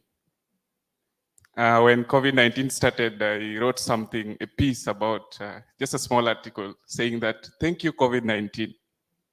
And the reason why I was writing thank you, COVID-19 is that I was looking into the essence of whereby even the rich, they couldn't fly outside their countries. Everybody was confined, and you could use the whatever facilities which are there for you to get the service, medical service. And this was a touching moment to me in such a way that I felt that indeed the world needs a lot of calamities and problems in order for people to open up their brains and their minds to see that human beings sometimes can be equal when the problems knocks. So that's aside. My question is that, do you think that in terms of like, you spoke about HIV/AIDS and you bring the point of inequality. Do you think that the societal inequality also contributes a lot when it comes to the spread of this kind of diseases, whereby you find the people living in the rural areas, they are not given attention in terms of public awareness, in terms of all these kind of diseases. So what are some of the criteria that can be used to bring more awareness to these people in order for them to come out when you are affected or infected with the disease, you don't feel scared of sharing this kind of things? Because as a doctor, you can be really dwelling in the science part of it, but if there is no awareness in the prevention, they say prevention is better than a cure. So what are some of the actions that can be taken towards the rural areas? Thank you. Yeah, thank you for that. And you're right. I think in the beginning we thought that COVID was going to be the great equalizer, but unfortunately it just highlighted how unequal we were. In terms of reaching to the rural areas, I think the answer is in digital technology. The digital penetration, whether it's in Malaysia or in many parts of sub-Saharan Africa, is improving, particularly with smartphones.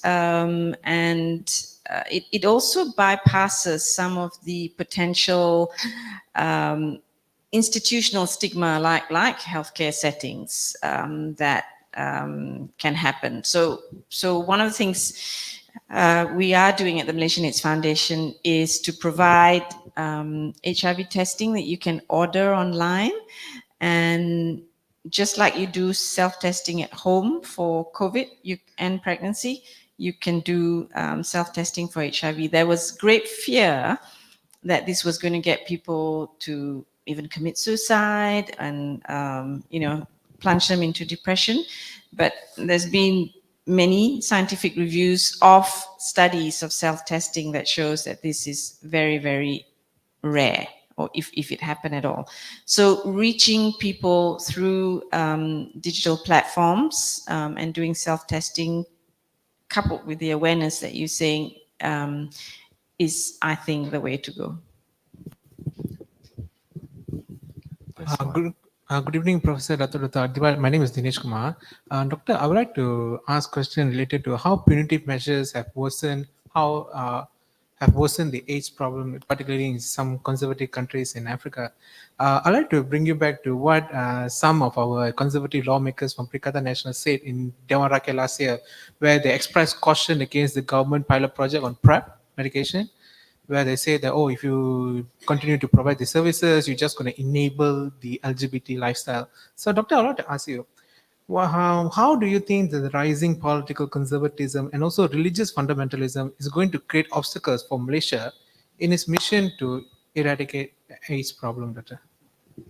And you've given a perfect example of that, right? But even when we were advocating for harm reduction, the same arguments came, like you're going to encourage more people to use drugs, you're going to encourage more people to become gay by giving them PrEP. Tell me how that happens. I don't know. But, so I think to counter that is science, using science and evidence. And like I said, having monitoring and evaluation of these sorts of programs, very, very important, which was what we did when we rolled out the 3 pilot projects for needle exchange. I insisted and worked with colleagues in Australia to have a monitoring and evaluation that goes out. So we knew exactly how many needles were given, needles and syringes, and how many came back in. So much so that when I was questioned at the end of the pilot project, they said, you promised to give, I think it was, I can't remember, 3,000 needles and syringes, you promised to reach 350 people and give out 3,500 needles and syringes, but your report says that you've reached out to 500 people and given out, twice the number of needles and syringes. How can this be? And I said, well, come with me to some of the pots and see how people go to it like ants to a honey pot, because there was so much need, that was what was happening. But we could tell them exactly how, because there was fear that, guna duit kerajaan to jual the needles and syringe and all that, and how many came back. So really, really important to use science and evidence, and for these kinds of controversial project to have, to be able to respond with numbers. Data speak itself. Yeah. There's one here. I have 2 questions, Prof. One is, we had an amazing institution called the IMR, the Malaysian Research Institute. And this was a global institution that actually was a leader in a number of issues that helped different parts of the world. And Lien-Teh also worked in that institute, and there was a little museum devoted to him in that, showing again how much recognition.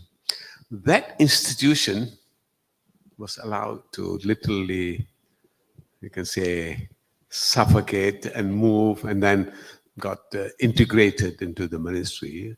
But it no longer is regarded in any way the way it was when it was a leading institution, issues related to malaria and the early pioneers. Do you think that missing such a really world-class institution that could have been, where Malaysia was a leader, would be something to again think of and revive, so that we are always ahead of thinking with regard to health? The second question is the pharmaceutical companies and control. The sicker the people are, the more money they make. I mean, their business is a sick society. Yeah? So you have always this particular tension. How do we again deal with them? Because the whole question of generic drugs, making drugs available, is something also that should be moving perhaps to the public realm rather than the private money-making business, because there, as long as people get sick, the more money that they're going to make, you know, and so their interest is not in health, the interest is in sickness. Yeah. So And these the two questions. shareholders. Thank you. Thank you. Okay, on the first question, I think, yeah, it is sad to see that IMR is not as strong as it used to be. I think that there are a number of reasons for that. One is the proliferation of universities. And so the science gets diluted to, I don't know how many universities we have in this country. So, you know, scientists are not, you need a critical mass of scientists. So I think that's one. And we are sort of allergic to work together in this country for whatever reason. And so, you know, that working together part is missing. And we like to work in silos in our own big white towers. Number two, in some ways, we're the victim of our own success because our socioeconomic level by World Bank standards is increasing.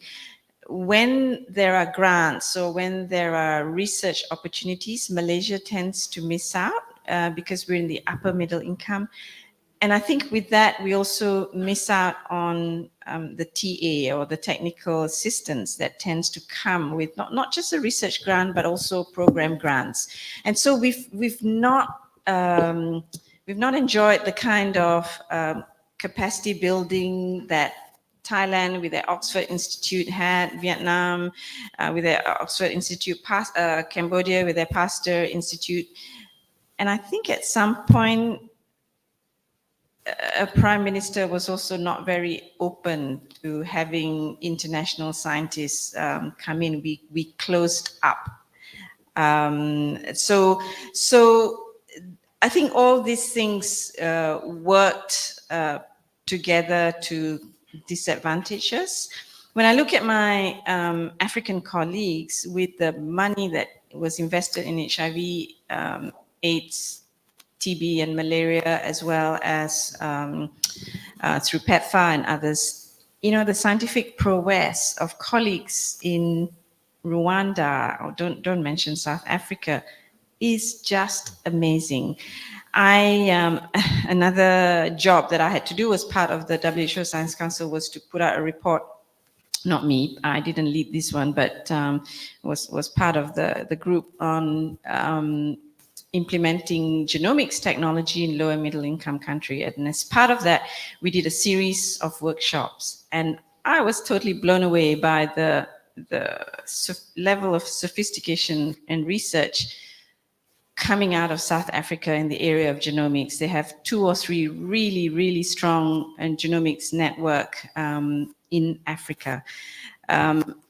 From years and years of investment in research by the US, by the EU, and others. So because we are kind of rich, we don't, and also the disease burden side of things. So all these things, I think, kind of added on to our sort of, maybe not decline, but us not progressing in our scientific research. Your second question around pharmaceuticals, yeah, the bad boys. Any one of you work for pharmaceuticals? We need them. At the same time, we need them because the investment in, you know, R&D, et cetera, et cetera. Now, again, I think the HIV will, and also hepatitis in some ways have led this, because there is an organization which is kind of part of WHO called the MPP, the Medicine Patent Pool, and they help countries and blocks of countries to negotiate with some of these pharmaceuticals for the compulsory licensing of drugs, so that they can be afforded by countries. It started with Hep C that used to cost 70,000 for a course of Hep C treatment, and now it's a few 200, 500 ringgit. Recently, the long-acting injectables for HIV, Malaysia hopefully will be able to get this by 2027. It's still slow, but so they license the manufacturing of these new drugs to the generic companies in India. But I think I have to be proud to say that the HIV advocacy world is very, very strong. So like what my colleague there say, the other diseases need to have that same loud voices to advocate for these things. Yeah. Thank you. Prof, I actually would like to follow up on the HIV question. So yes, I hear that awareness is there globally and maybe it's better in the sub-Saharan countries, but in Malaysia, based on the data that you have shown or collected thus far, is there like a region that is more specific because of maybe inequalities, or is it because of level of awareness penetration? Is there such a pattern in Malaysia for the HIV cases? Yeah. So where we're seeing is in young, the increase in cases is in young men, and that's the same everywhere in this region. Partly because we also have not done the kinds of campaign like we used to. You're probably too young to remember the Grim Reaper campaign and all that back in the 80s and 90s. And so the awareness, the fear around HIV, and also the complacency, because some people think, oh, well, that's treatment and, I'm not going to die from it anymore. And so, yeah, we tend to adopt, with limited resources, more targeted campaign, best done by peers either through technology or through outreach work is what's needed. But definitely a lot more work needs to be done. It's more kind of no. I mean, every state has its problem. It's more around groups of people. Yeah. Hi, Prof. Adeeba. Call here. Well, as I sat down and listened to you with regards to MRIA, we may have missed the boat. And since we are in Penang, Penang has been leading, and also sometimes it's known as the Silicon Valley of the East. We have a lot of electronics and semiconductor expertise.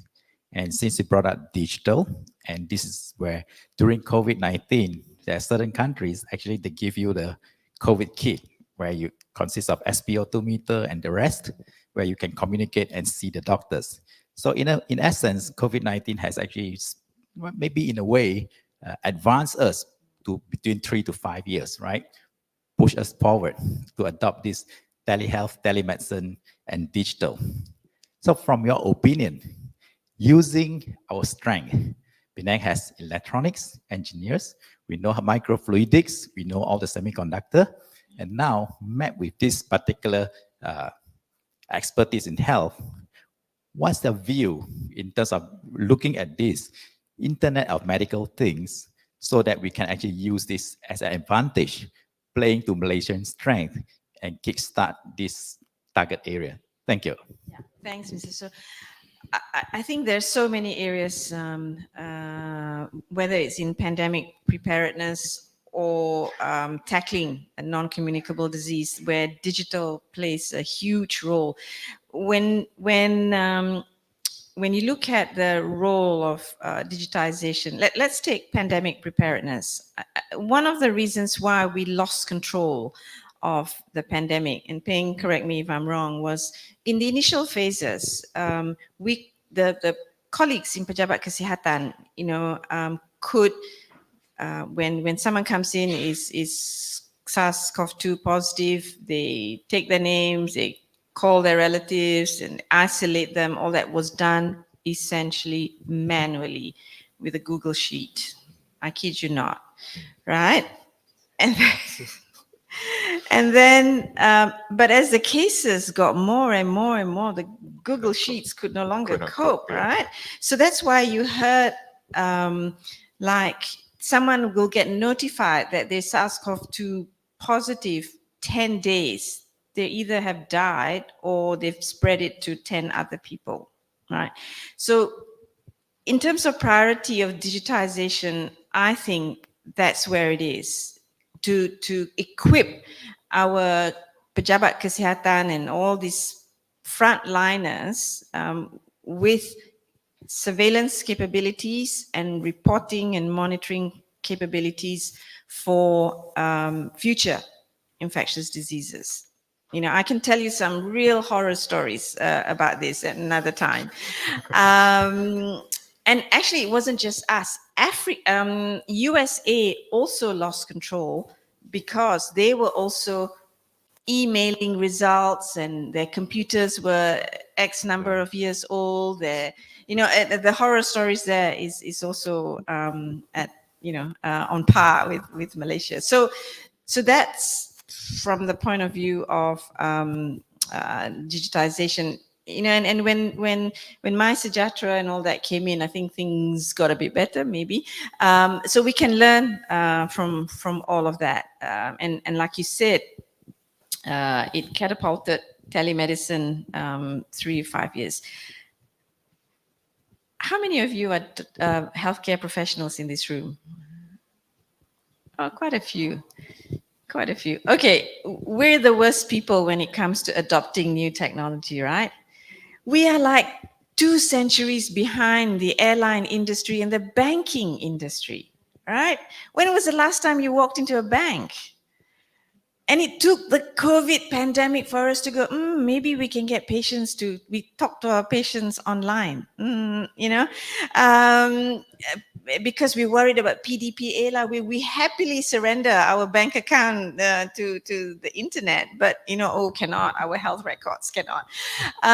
So we are the most conservative people, and the group of professionals. And same with the airline industry. They've adopted technology like 3 years ago. Otherwise, Tony can't fly, right? And so, yeah. So we need. So in terms of prioritization, I think that NCDs, you know, monitoring of blood sugar, etc., can one day, I'm sure, all be done at home. The idea is we need to shift to management in the community, because we, like I said earlier, we just cannot afford to build more and more hospitals.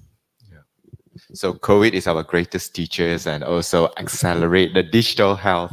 In fact, in Sarawak, I have colleagues who actually do home ECG. They actually put a few leads and they can monitor distantly. So one last burning question.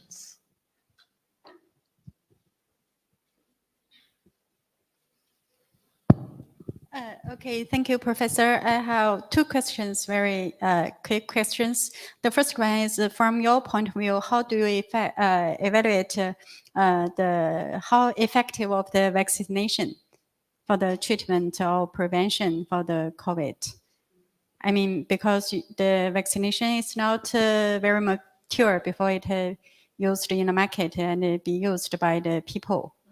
The second question, I think, I mean, before, for example, if the next pandemic comes, how much do you encourage people, especially the old-aged people, like about 80 years old? How do you encourage? Do you encourage them to use the vaccine? My second question is that because I was not in Malaysia during the pandemic time, and is the Chinese traditional medicine used for the treatment of the people affected of the COVID-19? Sure. Okay, thank you. Unfortunately, there are no shortcuts in terms of assessing effectiveness of vaccines. You just have to go through those clinical trials, phase 1, phase 2, phase 3, phase 1, phase 2, phase 3. One of the reasons I believe the COVID-19 vaccine had a lot of mistrust and suspicion was the speed at which, from the announcement of, or from the acknowledgement of the virus to the COVID vaccine being rolled out in record time, in 10 months. The quickest vaccine ever put out was 5 years. Most take about 10 to 12 years. So people, the general public, were like very suspicious of it, right? And created this whole mistrust and misinformation, disinformation. It was Bill Gates, you know, trying to kill the world and all of that.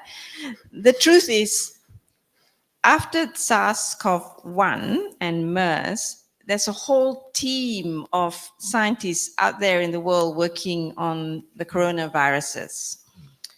And there's a whole team of people working on mRNAs, not so much as a vaccine for infectious diseases, but as a therapeutic vaccine, including for cancer.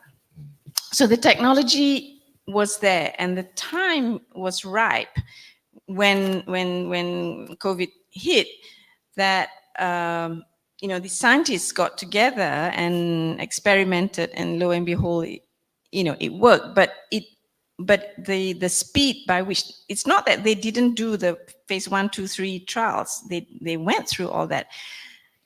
And the speed was one, you know, the science was already known. They came together. There was huge investment from the US government, from everyone, that meant they could do these studies very quickly. And also, because there was so much infection around, it meant that the endpoint, whether you had severe disease or you didn't, by virtue of having the vaccines, the endpoints were reached very, very quickly, as opposed to having a vaccine. There's not much disease. You have to wait and see, you know, whether the disease is effective. So hence it went, you know, very quickly, but as a result also created some of the mistrust. So absolutely it needs to go through all the clinicals. There's no shortcuts to putting out a vaccine. Your second question was around the use of Chinese traditional medicine. Yeah. I'm sure there was. Yeah, but again, I think in principle, you know, whether it's tiger milk mushroom or whatever that became very popular, in principle, it should, you know, be subjected to the kind of randomized control trial to see if it works or it doesn't. Yep, thank you very much, Prof. So here conclude, we are a very enriching interactive sessions. So thank you very much, Prof.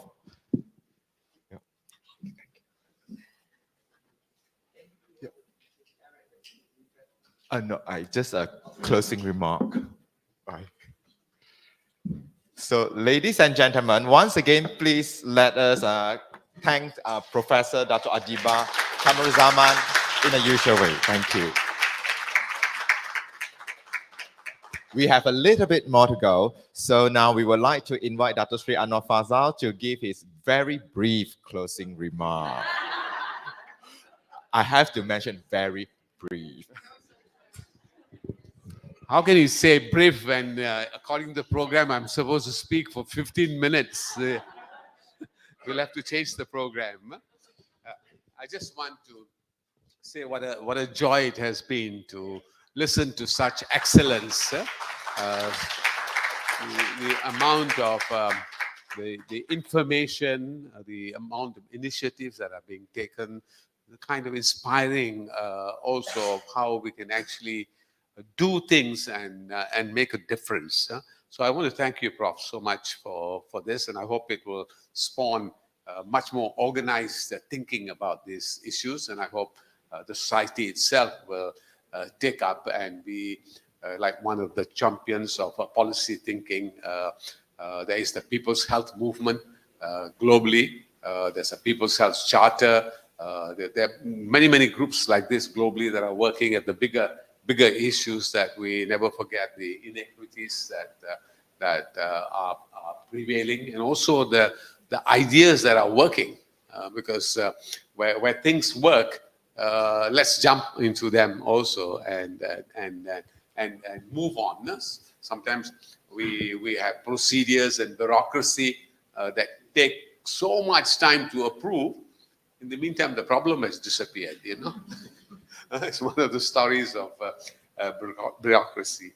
I want to thank all of you for coming. It's always a joy to see so many members of the Penang community who are so caring about what's happening in the world, what's happening in Penang. I particularly want to thank someone who has been such a wonderful person at always these kinds of meetings, and he's been practically at all of them that are here. And he was the pioneer of the Malaysian cancer movement and also dealing with hospice, and that's particularly Dato Sri and Dr. Devaraj.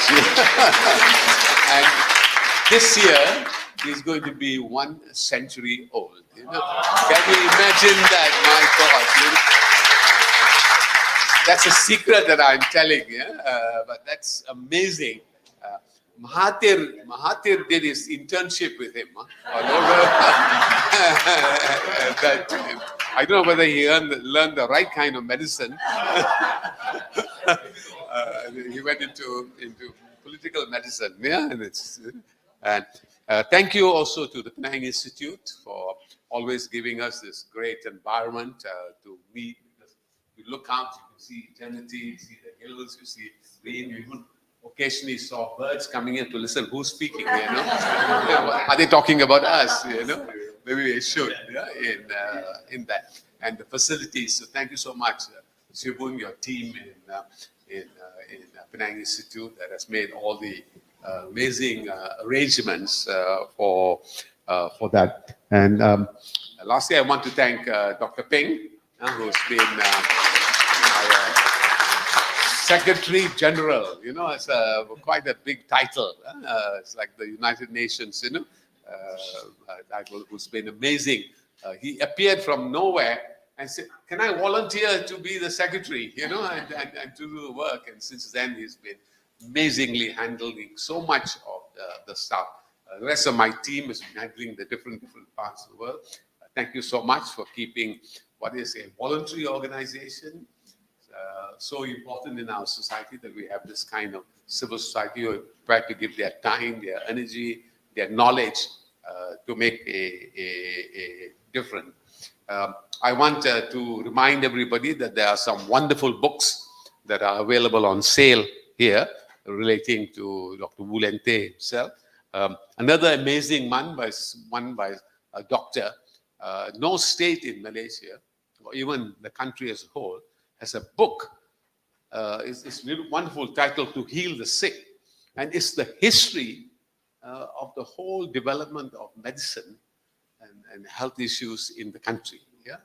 Written by all the eminent people in Penang at that time, contributing to the stories that we need to be informed about, and how people made a difference. Doing stories of how medicine was handled during the Japanese occupation.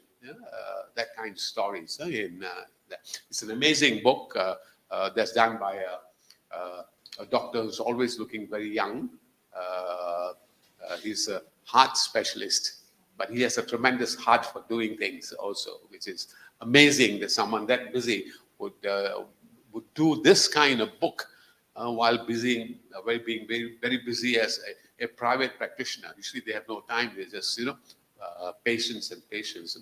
And Penang has been described as one of the leading medical care places in the region. It has, of course, all kinds of issues. We talked a little bit, and Prof mentioned about the private and public issues with regard to health. We've seen like the biggest development on the private side over the years, drawing attention then to all the challenges we have in the public area of health. And I can't remember what the percentage is, but in all the private hospitals, what percentage is used by people who are from abroad. And it shows you, one, you say, so, oh, very good, it's bringing money here. But it's also having all kinds of other consequences in terms of the impact it has on that. It's helped greatly also the pharmaceutical industry. See, every hospital now, private hospital, has huge pharmacies next door to it. And interesting, why? Because drugs are available quite reasonably cheaply, and people who come from other countries here go back and take suitcases, of 3 months medicine, 4 months medicine, and take them back to Indonesia, for example. That they come back. I mean, it's very fascinating kind of development. So we have made a number of postcards to celebrate the work of the society. We are giving them free, but with one thing that we hope will hit your conscience. Do support the society, give a donation to the society. You got the address there.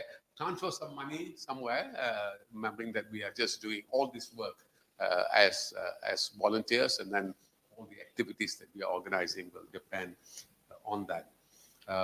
Thank you so much. I shared earlier with Prof one of the most important words that I learned from China, and this is the word "ting." Ting, Not think. I mean, think is very important too. But listen, that's the Chinese word for thing. And the word has amazing characters, It's got 3 characters. It's got the ear, it's got the eye, and it's got the heart. And that kind of listening is the kind of listening that makes you feel that I must do something also. You feel it, and you want to move forward to make changes. So we can, and as we know all over the world, little people doing little things in little places can actually change the world. Because once many people think in the same way, it accumulates, and they call that the butterfly effect. It just little butterfly moving something and move something more, and then things can just grow. So thank you all again very much, and I hand the mic back. Thank you, Dato Sri, for a very brief closing remark. So hereby, ladies and gentlemen, and those of our friends online, thank you very much for spending your lovely afternoon with us. So hereby, we conclude the 8th Annual Public Lecture and the 3rd Dr. Lien-Teh Award for Leadership in Public Health. So there's some refreshment outside, and also feel free to network around. Thank you very much.